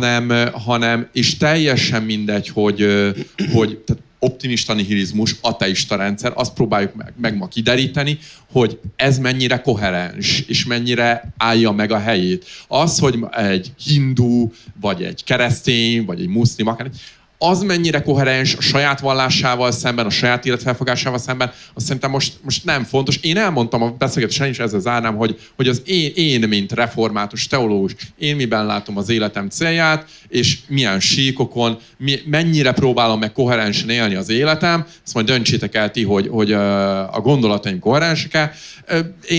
Én Zsolttól is mindenkitől ugyanezt várom, ugyanezt kérem, ugyanígy élvezem, hogyha erről beszélgetünk, hogy ha ő is elmondja, hogy mi az ő életének a célja, mire alapoz, de az, hogy visszadobjuk a labdát, hogy akkor hogyha az ateizmus nem koherens szerinted, a vallásokkal mi a helyzet, szívesen beszélgetek erről, csak most alapvetően az optimista nihilizmus koherenciáját. De én ezt elmondtam az elején. Elmondtam az elején, hogy mik az általános céljam az életben. Az apró örömökről nem mondtam, tehát a gyermekeket fölnevelni, diplomát szerezni, tök karrier, jó. Másoknak segíteni. Nyilván, természetesen az a következő helyzet, tehát hogyha ez a valóság, ebben kell az életünket leélni, bennünk van az a kód, hogy mit érzünk fizikálisan, morálisan jónak, ez szerint kell cselekednünk, és akkor ez van. Nem lehet összehasonlítani egy olyan Istennel, aki egy örök életet ad majd a számunkra a paradicsomban, természetesen, csak ugye ez egy mese. Tehát innentől kezdve meg kell az életünket úgy szervezni ebben néhány évtizedben, ami hogy egy valóságos világban egy valóságos életet éljünk. Hát ez a helyzet. Van egy nagy nehézsége ennek, amikor ilyen hit, amiből nyilván van 2000 féle, tehát abból valószínűleg vagy 1999 téved, vagy 2000. Körülbelül ebből lehet választani. Hogy ezek nem valóságos dolgok, ezek a hitek. És azt hiszem, hogy ez a nagy probléma azzal, amikor ebben azt érezzük, hogy vagy az egyik világot tudom élni, vagy a másikat, hogy szerintem ez nem igaz, hanem megint egybe lett nyitva két szoba, amit nem kellett volna egyben nyitni. Ugye a távolról szemlélők szobája a közelről szemlélőkével, vagy a gasztronómusoké a biológusokéval, és nem fogják tudni a fogalmakat kibogozni. Két nem is tudom, értelmezési tartomány van. Vannak a létező dolgok, a tudomány, ezeknek a felfedezője, kapuőre, és szerintem nagyon igazságtalanul megkötött kézzel, nagyon fegyelmezett, igazságtalan a tudománnyal szemben, hogy amire nem a tudomány módszertanával jutott, azzal kapcsolatban azt is ki tudja mondani, hogy nem tudom, még nem tudom, vagy bebizonyítottam, hogy nincsen, de csak akkor, amikor ugyanezzel a módszertannal jöttem. Egy rendkívül fegyelmezett dolog, és ahogy mondod, a valóságot térképezi fel, és csak is azt. Viszont létezik vagy nem létezik a nem valóság, a kézzel megfoghatatlan, a tök egyszerű dolgok. Van szeretet? Persze van, de nincs, mert ki látta. És az nem benned van elvileg, de mondjuk, hogy az benned van, mert mondjuk, hogy hormonok szabadulnak fel, tehát ez mondjuk tudományosan kimutatható, amikor ő szeret, vagy örül, akkor ott áramlik benne az a fehérje. És ezt van egy receptora, és nem, tehát valami biztos jó, van valami. Abszolút. Akkor szeretet van. Hú, bazzak, de jó, mert eddig hittem benne, még jó, hogy van, mert nem lenne, akkor holnaptól nem szeretnélek, mert nincs. Na de mi van azokkal a dolgokkal, amik nem interpersonálisak, hanem mondjuk, mit tudom én, a múlt. Ez nem tőlem függ, azt nem fogod kimutatni bennem, hogy van-e múlt, és amikor beszélsz róla, akkor itt sorog a könnyem, akkor megint csak a szomorúságról, vagy valami, megint egy hormonról beszélgetünk, vagy nem tudom. Bár pedig a múlt van, mert meg tudjuk fogalmazni, bár önkényes, mert filozófiai fogalom, de tudod, a biztosan ismerhető, mert az előbb láttam, versus a jövővel, ami meg várni kell egy kicsit, és mindjárt megmondom, mi lett. Tehát, hogy az idő, a mostani időponttól jobbra elhelyezkedő rész, de nem tudod azt mondani, hogy van vagy nincs, de tudsz róla beszélgetni, és azért, mert nem tudtam bebizonyítani, hogy az biológiai vagy kémiai, hát nyilván az idő leginkább fizikai, de ugye azért, hát hogy mondjam, ott is egy ilyen nehezen megfogható dolog, hogy így haladunk benne, és akkor így leosztunk vele valamit, és akkor az lesz a sebesség, megint elosztjuk, akkor az lesz a gyorsulás, de egyébként meg nem, tehát hogy az egy ilyen megfoghatatlan dolog, aztán mégis van, és rengeteg ilyen dolog van. A félelemhez is tartozik nyilván egy hormon, az is egy emberi dolog, de az is van. A tisztelethez nem biztos, hogy tartozik egy hormon, mégis van, mert az egy kulturális dolog, tehát, hogy van, de közben nincs. A tisztelet például egy olyan dolog, ami a biológia nincsen vele kapcsolatban, hogy ezt kimutassa, a fizika nincsen, az orvostudomány nincsen, ha csak annyi nem, hogy én vagyok a főorvos, úgyhogy te kussolsz, tehát ilyen szempontból ott van az orvostudományban a tisztelet, a borzasztó hierarchiában. Mégsem mondjuk azt, hogy ez nincsen, felismertük, azért, mert ez a dolgoknak a megfoghatatlan felébe esik. Ezek a nem létező dolgokhoz tartoznak. Én azt gondolom, hogy a szeretet is ilyen, és a tudomány ilyenkor nehéz helyzetben van, hiszen ő a megkötött kezével, ezzel a fantasztikus fegyelmével azt szeretné, ugye, hogy ő a valósággal tud foglalkozni. Ezek a dolgok nem a valóságban vannak. Ezek a megfoghatatlan térben vannak. Eközben a vallás pedig ráteszi a kezét a valóságosra, nyilván a különböző teremtés elmélettel. Tehát, hogy itt viszont meg az anyag hogyan jött létre, és akkor ez avázkodik be a tudománynak a szobájába, és amikor egyben nyitjuk ezt a két szobát, akkor elfelejtjük, hogy egyébként hol megyünk haza aludni, melyik szobában lakunk, és hogy itt most csak vendégek vagyunk, az egyik a másikéban, a másik az egyikében. A nem létező dolgokkal is van dolgunk, és ezek közül némelyikre a receptorunkat ki fogjuk tudni mutatni, némelyikre nem, némelyiket önkényesen alkottuk, talán azt is lehet mondani, hogy nincs, akár az Istennel kapcsolatban is nyugodtan lehet mondani, hogy nincs, ettől van. Ez így szerintem... Jó, lehet Szerintem ezekkel ezért nehéz foglalkozni, mert mi a valóság és az igazság között is különbséget teszünk, és a valóságot térképezi fel a tudomány, míg az igazság az tök filozófiai dolog, hogy mi a helyes. Tehát ugye két szobát nyitottál, nyilván van két szoba, csak a két szoba, hogy mondja, a valóság tartalma az nem egyforma értékű. Másrészt azt mondtad, hogy nem léteznek ezen bizonyos érzelmek, a tisztelet, vagy nem tudom, ezt kategórikusan cáfolom.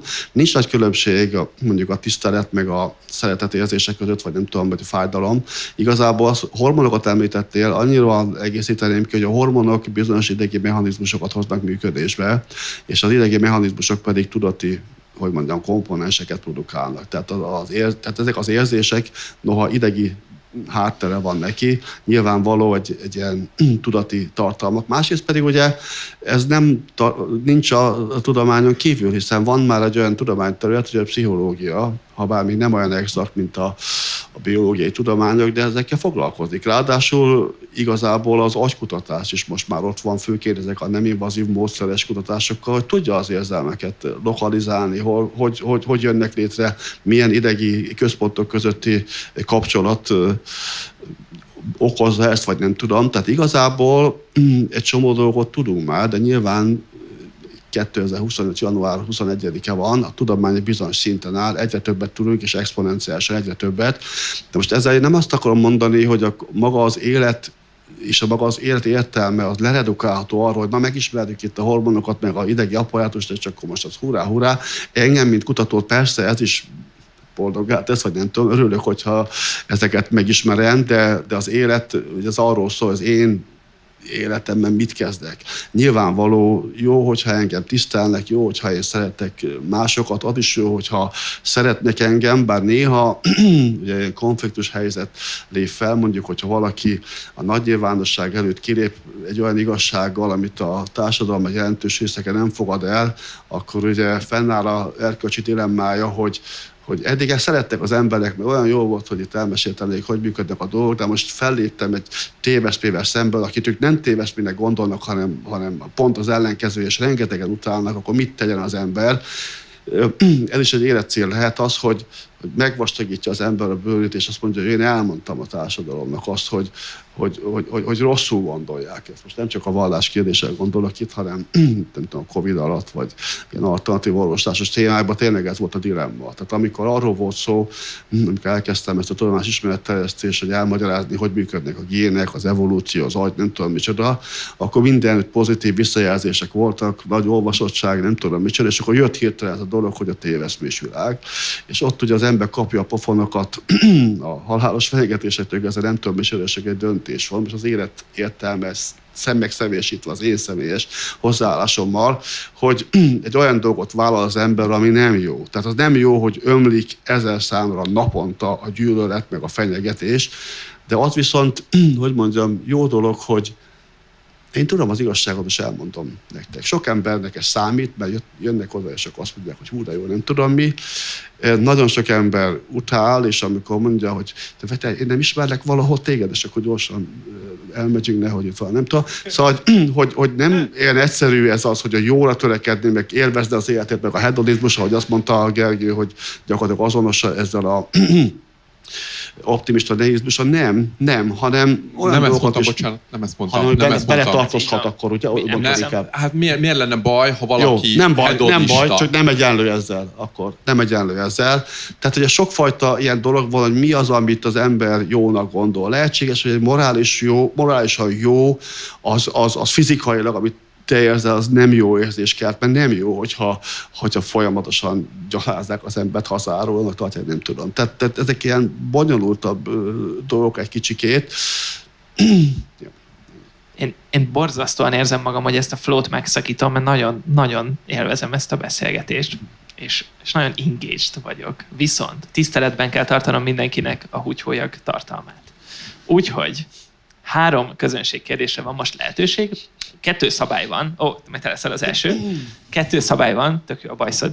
Az első az az, hogy léci, legyen rövid a kérdés. A második az az, hogy nincs külön mikrofon, úgyhogy ezt most oda fogom adni neked, és kérlek így fáradj a közelünkbe. Nem kell feljönöd a színpadra, csak így elé. Köszönöm szépen. Igazából, sziasztok! Hello. Álljak ide esetleg, és akkor jobban láttok. Szóval a kérdés az, amit a legelején feltettél, hogy mi az a tanács, amit annál, és én válaszolnék, hogy szerintem milyen választ vártam volna tőletek, mert picit szerintem elkanyarodott a beszélgetés, és inkább ilyen frappánsabb, gyorsabb válaszokra vártam, és szerintem azt lehetne adni, hogy milyen tanácsot annál, hogy ne legyen gyilkos, meg ilyesmi, nem jó érzés. Mármint, hogy igazából azért vagyunk itt, olyan helyzetben, ahogy vagyunk, annak valami megmagyarázása, és a vallási megmagyarázás, nem hiszek a legtöbb vallási dologban, de nagyon szeretem, hogy érvelsz, és látom, hogy teológián nagyon jól tanítják a vita, meg az érvelési dolgot, de hogy... Semmit nem tanítek erről a teológián, csak szóval... Akkor csak véletlen egyet. Sajnos. Akkor csak véletlen egybeesés, hogy a legtöbb teológussal nagyon jókat szoktam vitázni, annak ellenére, hogy nagyon sok dologban nem értek egyet, de visszatérve az, hogy nem jó dolog, szóval ölni általában nem jó dolog. És ahogy mondta a biológus kollega is, hogy szelídülünk, és azt mondanám, hogy igazából kooperálni, segíteni a másiknak egy jó dolog. És szerintem az egyszerű válasz az annyi, hogy nem jó dolog. És ezt vártam volna, hogy valaki ezt kimondja. Néha pedzegettétek, de inkább ilyen vallási ízé. Bocsánat a hosszú válaszért. Szóval ezen a kérdésem továbbra is, hogy mi az ilyen egymondatos, egyszerű, könnyen emészhető válaszotok, amit annátok, hogy ne legyen valaki esetleg gyilkos vagy rabló. És szerintem a kurzgazák röviden azt is akarja mondani, ez, hogy ha megteszed, mert esetleg olyan társadalmi helyzetben vagy, akkor is elfogadott esetleg, hogy lopsz. Szóval szerintem így összefoglalva. Köszönöm. Ki az, aki rárabol a rövid összefoglalóra? Én rabolnék egy rövidet, mert nyilván amivel én élek, abban találsz válaszokat erre. De a buddhizmusban a gyűlölet, a ragaszkodás és a tévegés az a 3 nagyon egyszerűen mindig követhető, mert 3 dolog. Mennyit kell megjegyezni. Nyilván 100 000 ilyen 3, 4, meg 5, meg 6, meg 7 dolog van.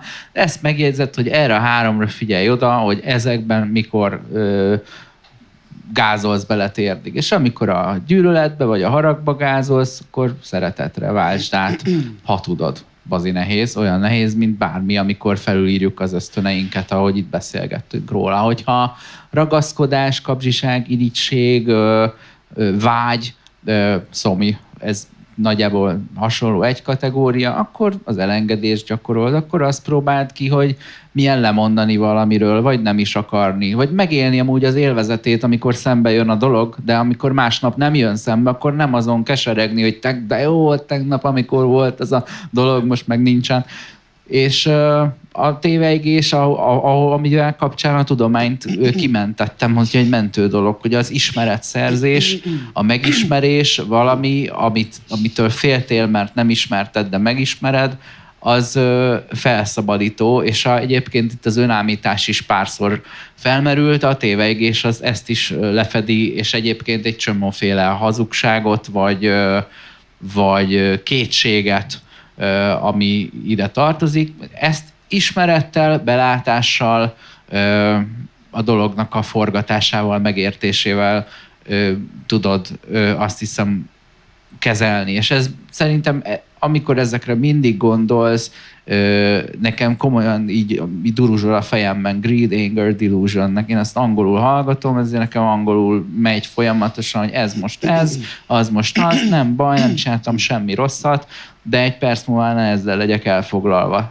És ha ezt a 3 dolgot forgatom, és még közben forgatok másik 15-öt, de nyilván nem fogunk ebben elmerülni, akkor nekem könnyebb nem megrabolnom valakit a saját jólététől, és tisztában vagyok vele, hogy ez 20-ból 19-szer fog sikerülni, és 20-ra rá fogok lépni a lábára, és még azt is tudom, hogy nem fogok esedezve bocsánatot kérni, mert egy kicsit így felmentem magam, hogy nincs az az élet, ami ártalmatlan. Hát az alapvető dolog, hogy beépíted a szervezetedbe a másik életet, amit elpusztítottál. Ha növény, ha állat, nem tudsz lemenni a Balatonra anélkül, hogy 3100 muslicát, szúnyogot, legyet, és molepkét ne ütnél el az autópályán.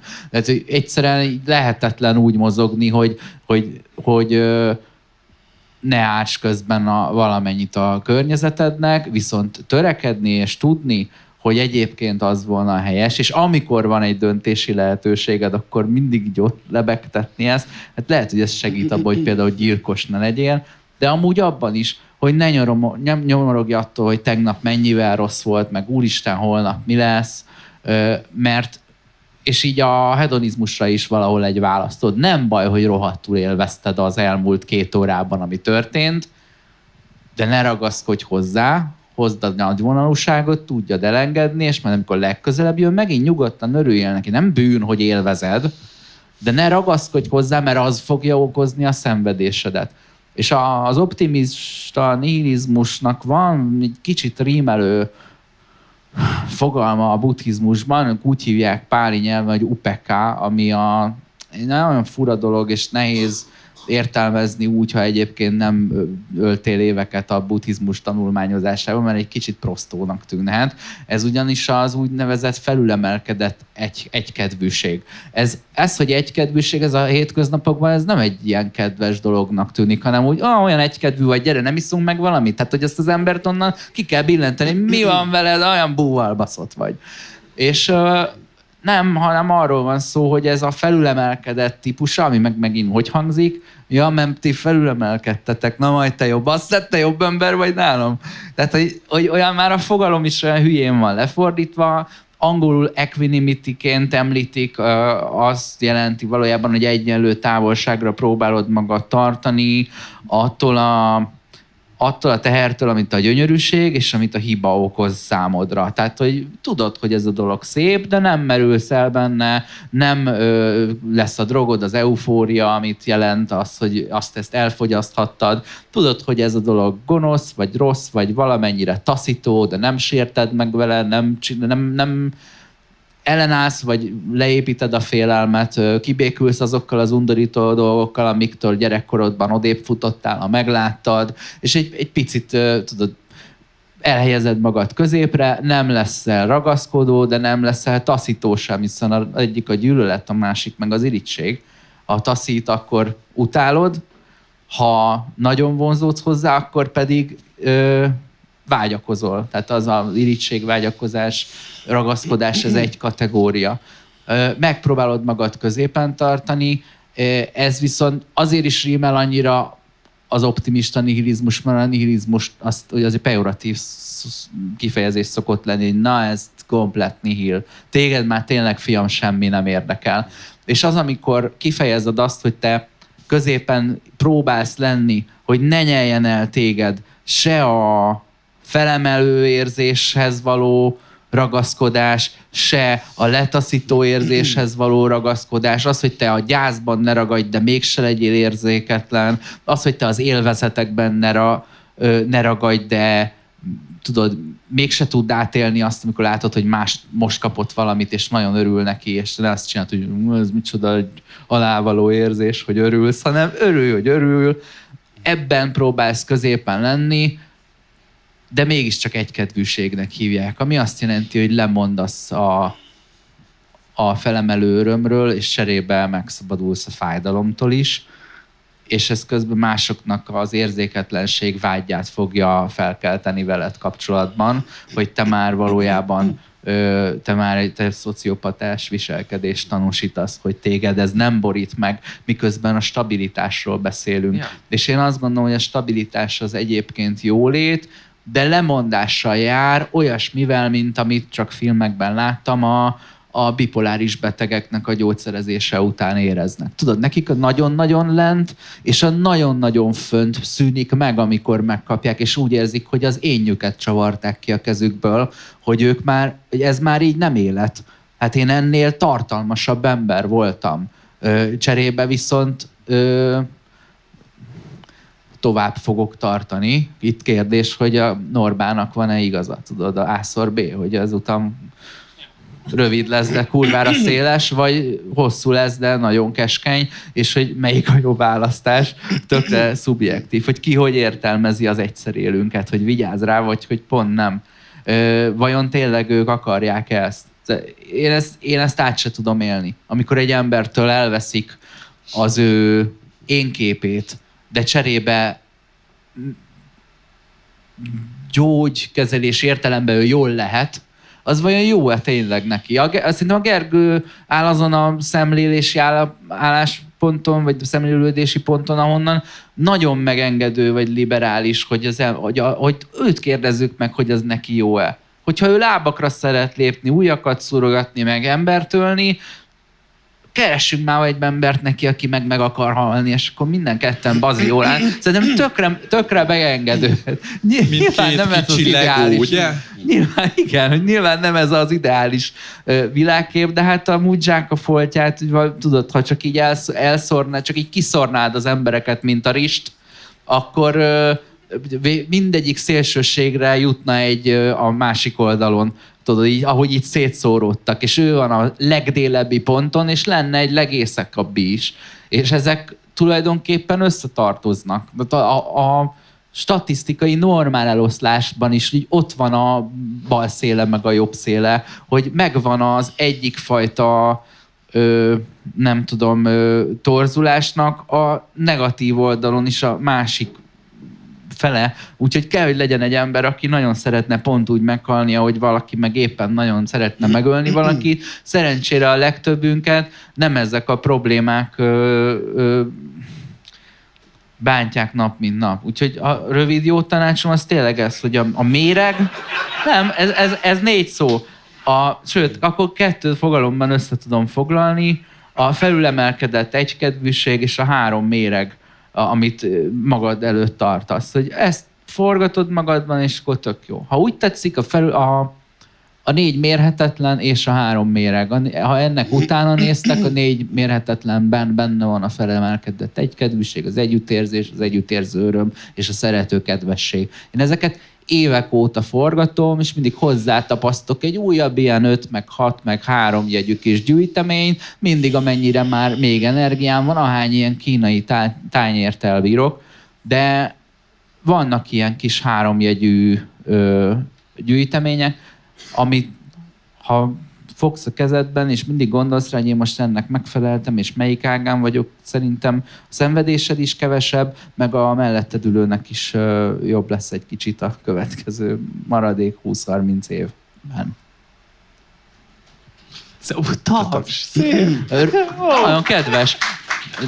Bocs, rövid nem volt, de a végén a rövidített változatát a oda kérdés helyezte. akkor az volt, hogy miért ne öljük meg magunkat, és mit tanácsoljuk, hogy másokat ne... Na jó, tehát miért ne öljük meg magunkat? Hát, Nem ez nem magunkat? No. Mindegy, tehát igazából ugyanezt... Mindegy, mi voltak ilyen. Hát ugye, tehát ugyanazt mond, tehát ugye nézném, hogy ki az illető, és megpróbálnék érveket. Tehát először is azt mondanám, amit magamnak mondanék, miért ne öljem meg saját magamat. Tehát ugye az, hogy én létezem, meg hogy te létezel, ez egy eszméletlen kis valószínűségi esemény. Ha csak egy néhány percet megyünk vissza, ott is az van, hogy a sok millió kis úszkáló kis spermiumból pont te voltál a leggyorsabb, vagy a legszerencsésebb, az Isten tudja, lehet, hogy valaki pöszkölte, nem tudom, de ha visszamegyünk az időben, gyakorlatilag az, hogy te létezel, az egy semmi valószínűségen nincsen. Örülj neki. Tehát örülj neki, hogy a te tudatod fénye fölragyoghatott egy néhány évtizedre, úgy is meghalsz, majd minek sietetjük ezt. Ezt mondom magamnak. Másodiknak azt mondom, hogy mások is így vannak vele, miért ezt vennéd el tőle? Ez az első szint. A második, megpróbálnék a lelkismeretei hatni, hogy benned van az, hogy a másik életét tisztelt. Hidd el, hogy benned van. Most nem érzed, de benned van. Ha látom, hogy nem megy ez se, akkor mondanám neki, hogy figyelj, a tudás a szelídít. Próbálj meg egy kicsit tanulni. És akkor be fogod látni, hogy akit te most ellenségednek gondolsz, az nem annyira ellenséged igazából, meg a szeretet, meg a nem tudom, elő fog jönni. Vegyél elő könyveket, logikusan tanuljál. Hogyha meg úgy látom, hogy ez se hat, akkor azt mondom neki, hogy börtönbe szeretnéd az életedet leélni a végén. Mert ne öld meg a másikat, mert beköpnek, vagy nem tudom, és akkor tényleg bekerülsz oda. Vagy hála, szeretet, félelem. Ez a 3 eszköz volt. Tehát ezek is egy szavasok. Tehát nyilván, tehát mivel nincs ilyen objektíve, így nem létezik, transzcendentás értelemben ilyenfajta érték nem létezik, ezért bármit mondok, Gergő lecsap, és azt mondja, hogy akkor mutassam meg a publikációkat. Ő persze nem mutat semmit ezzel kapcsolatban, de nem érdekes. Az időszűke miatt egy utolsó kérdés következik most. Leked libbent kezed, már az előbb is libbent kezed, gyere bátran. Parancsolj. Sziasztok! A Albert Camusnak a felszínes ismerete kapcsán szeretném megkérdezni, hogy a Sisyphust boldognak kell elképzelni című 20. századi duma az esetleg nem tekinthető-e az optimista nihilizmus előfutárának? Sisyphust boldognak kell elismerni, elképzelni. Miért kéne, bocsánat, ezt kicsit kifejtenéd? Hát azt mondja, hogy nincs értelme az univerzumnak, de mi mégis összejövünk és megpróbáljuk kitalálni. Ez abszurd. Ehhez hozza be az analógiát, hogy Sisyphus a követ szerencsétlenül feltoló arc, aki feltolja, aztán legurul. És hogy egyrészt képzeljük el, hogy ez az életünk, ez az abszurd dolog, hogy örökké fogjuk feltolni, aztán megint nem találjuk meg, összejön egy ilyen esemény, de itt se jöttünk rá, megint legördül. És hogyha be tudjuk azt vállalni, hogy őt elképzeljük boldognak, hogy közben mutatja, hogy hát ez kurva jó, gyerekek, hát örökké ezt fogom csinálni, és összejönni sose fog, de mindig fogom csinálni. Szóval, hogyha elképzelem ezt az abszurd folyamatot egy boldog folyamatnak, akkor elviselhetőbb az abszurd. Szerintem lehet boldog az ilyen ember, az is lehet boldog, aki ül egy fehér fal előtt, és csak ezt a falat nézi, hogyha őt ezt teszi boldoggá, az csak a mi társadalmi konvenciónk, hogy ez a rossz, és elviszik, ugye ez már klasszikus, elviszik a bolondok házába. Pedig semmi rosszat nem csinál sem magának, sem másoknak, és tök jól érzi magát. Sisyphus is érezheti magát boldognak, tehát ez a belső békéje, ez meg lehet, de szerintem, de az értelme az életének, az, hogy én felgörgetek egy követ, az legurul, legurul, és ennyit csinálok, amíg élek. Ezt értelemnek látni, hogyha nincs mihez viszonyítani, vagy nincs Nincs semmilyen értelem az univerzumban. Cél nélküli egyébként, hiszen az sem cél, hogy fennmaradjunk. Miért lenne az cél, hogy az ember fenntartsa önmagát, ha úgy is elpusztul az univerzum x milliárd év múlva, vagy bármikor, vagy mi meghalunk, miért tartsuk fenn magunkat. Minden esetre boldognak lenni szerintem más, mint megtalálni az értelmet valamiben. Kicsit Az volt a kérdésem, hogy ezt tekinthetjük egy korai optimista Jaj, bocsánat. Ilyen értelemben nem, mert az optimista nihilizmus azt mondja ki, hogy neked akkor is lehet valami szubjektív célod, értelme az életnek, és boldog lehetsz, hogyha az egész tök értelmetlen. És szerintem ez nem hozható párhuzamba, mondjuk akár a Sisyphusszal, akár Camusvel, mert ha pusztán ennyi van, akkor mi fog értelmet adni Sisyphusz munkájának? Miért lesz értelme annak, hogy felgörgetem, legörgetem? Nem lesz ettől boldog. Ha tényleg ő is annyit tud, hogy az univerzum keletkezett, vagyunk benne, meghalunk, az el fog pusztulni, semmi értelme az egésznek. Akkor Camus vagy a Sisyphusz munkájára, vagy gondolkodás, vagy érzésére miért mondhatnánk azt, hogy optimista? Ezért mondom, hogy nem...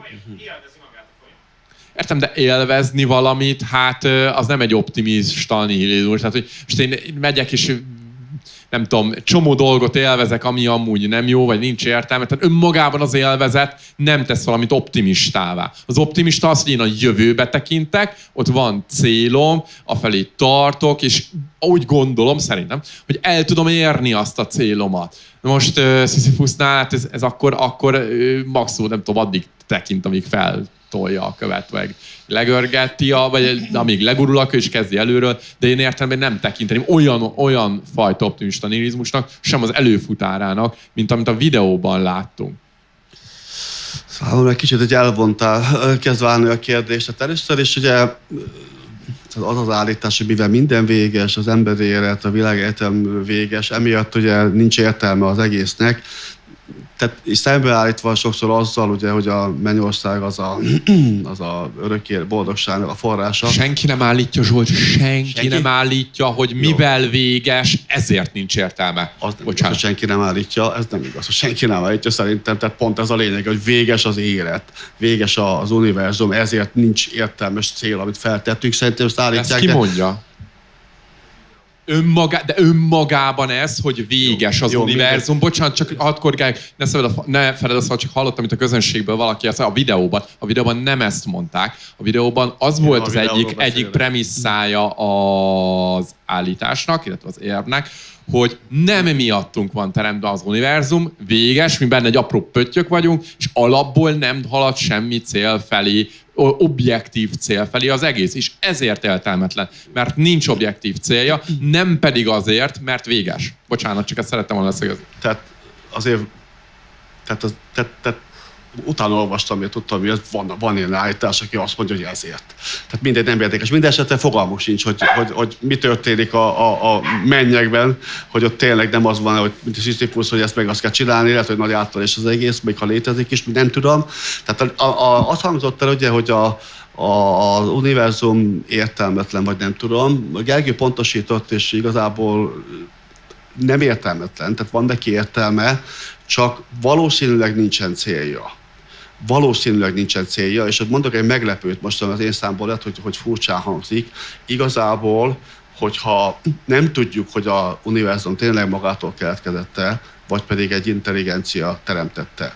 Ezt tényleg nem tudjuk, ez lehet, hogy meglepő ez a dolog. Ugyanis az, hogy kifejlődjön egy intelligencia, gyakorlatilag elképesztő időtávlat állt rendelkezésre. Tehát mi magunk is ugye a mesterséges intelligenciát megalkotjuk, viszonylag egy rövid idő alatt elképzelhető, hogy mi magunk is, hogy a mesterséges intelligencia fog tudni egy világegyetemet képezni, nem tudjuk. Tehát lehetséges, hogy létrejött egy ilyenfajta intelligencia, és akkor ezzel a univerzummal, ahol élünk, egy serdülő akár kicsit szórakozik, nem tudom, ezt tényleg nem lehet kizárni, viszont nagyon sokan, amikor érvelnek itt a Isten, meg nem tudom milyen témakörbe, akkor összekevernek két dolgot, hogy az általános vagy filozófiai Isten, ami gyakorlatilag tulajdonságokkal történettel, semmivel nem az, hogy nem rendelkezik, hanem nem tudjuk, hogy rendelkezik. Csak annyi, hogy megteremtette a világot. Az nem ugyanaz, mint bármelyik jelen vagy múltbeli földi vallást elhinni. Tehát ott konkrét állítások vannak, rengeteg konkrét állítások, még semminek nincs bizonyítéka. Tehát nem hiszek semmifajta földi vallásban, viszont azt tényleg nem tudom kizárni, hogy maga a világegyetem valamilyen, hogy széla jött-e létre, például, hogy teremtette valami fajta olyan intelligencia, ami egyfajta világból kifejező, ezt tényleg nem lehet kizárni, de az két különböző dolog, hogy hinni egy ilyen személyes Istenben, vagy egy ilyen általános Istenben, totálisan különböző. Konkrétan erre nem tudok válaszolni, mert feltett kérdésem, mert nem ismerem. Most letöltöttem egy olyan programot, amely egy 5 perc alatt bármilyen könyvet kivonatol, de nem csinálom a program, úgyhogy nem tudom elolvasni, hogy miről szól ez. Igen. Nagyon szépen köszönöm nektek, és én őszintén felnézek rátok, annyira jó meglátásaitok vannak, ezt nagyon szépen köszönöm. És most a közönségtől szeretném megkérdezni azt, hogy titeket mennyire kötött le ez a beszélgetés, ezt a kezetek ritmikus összeütésével tudjátok kifejezni.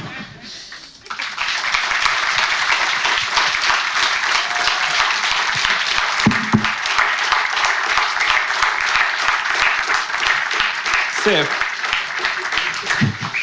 Készültem egy záró idézettel a legbölcsebb forrásból, ez a Buffy a vámpírok réme. Így szól: ha semmi sem számít, amit teszünk, akkor csak az számít, mit teszünk. Nekem ez nagyon tetszett, és úgy éreztem, hogy ide vág. Figyeljetek, január 25-én fogjuk ugyanezt folytatni, ahol egy borzasztó érdekes témáról fogunk beszélni, a háborúzásról, aminek előjeleit már láttuk itt is ma este, és ennél egy sokkal súlyosabb lesz az, de szerintem nagyon érdekes. Várunk szeretettel, és egy QR kód fogod felvillanni, úgyhogy bátran nyomkodjátok a telefonotokat, vagy csak így figyeljétek az eseményt, és akkor, ha van kedvetek, gyertek, az is nagyon érdekes lesz. Február 25! Bocsánat, teljesen kialvatlan vagyok. Köszönöm szépen!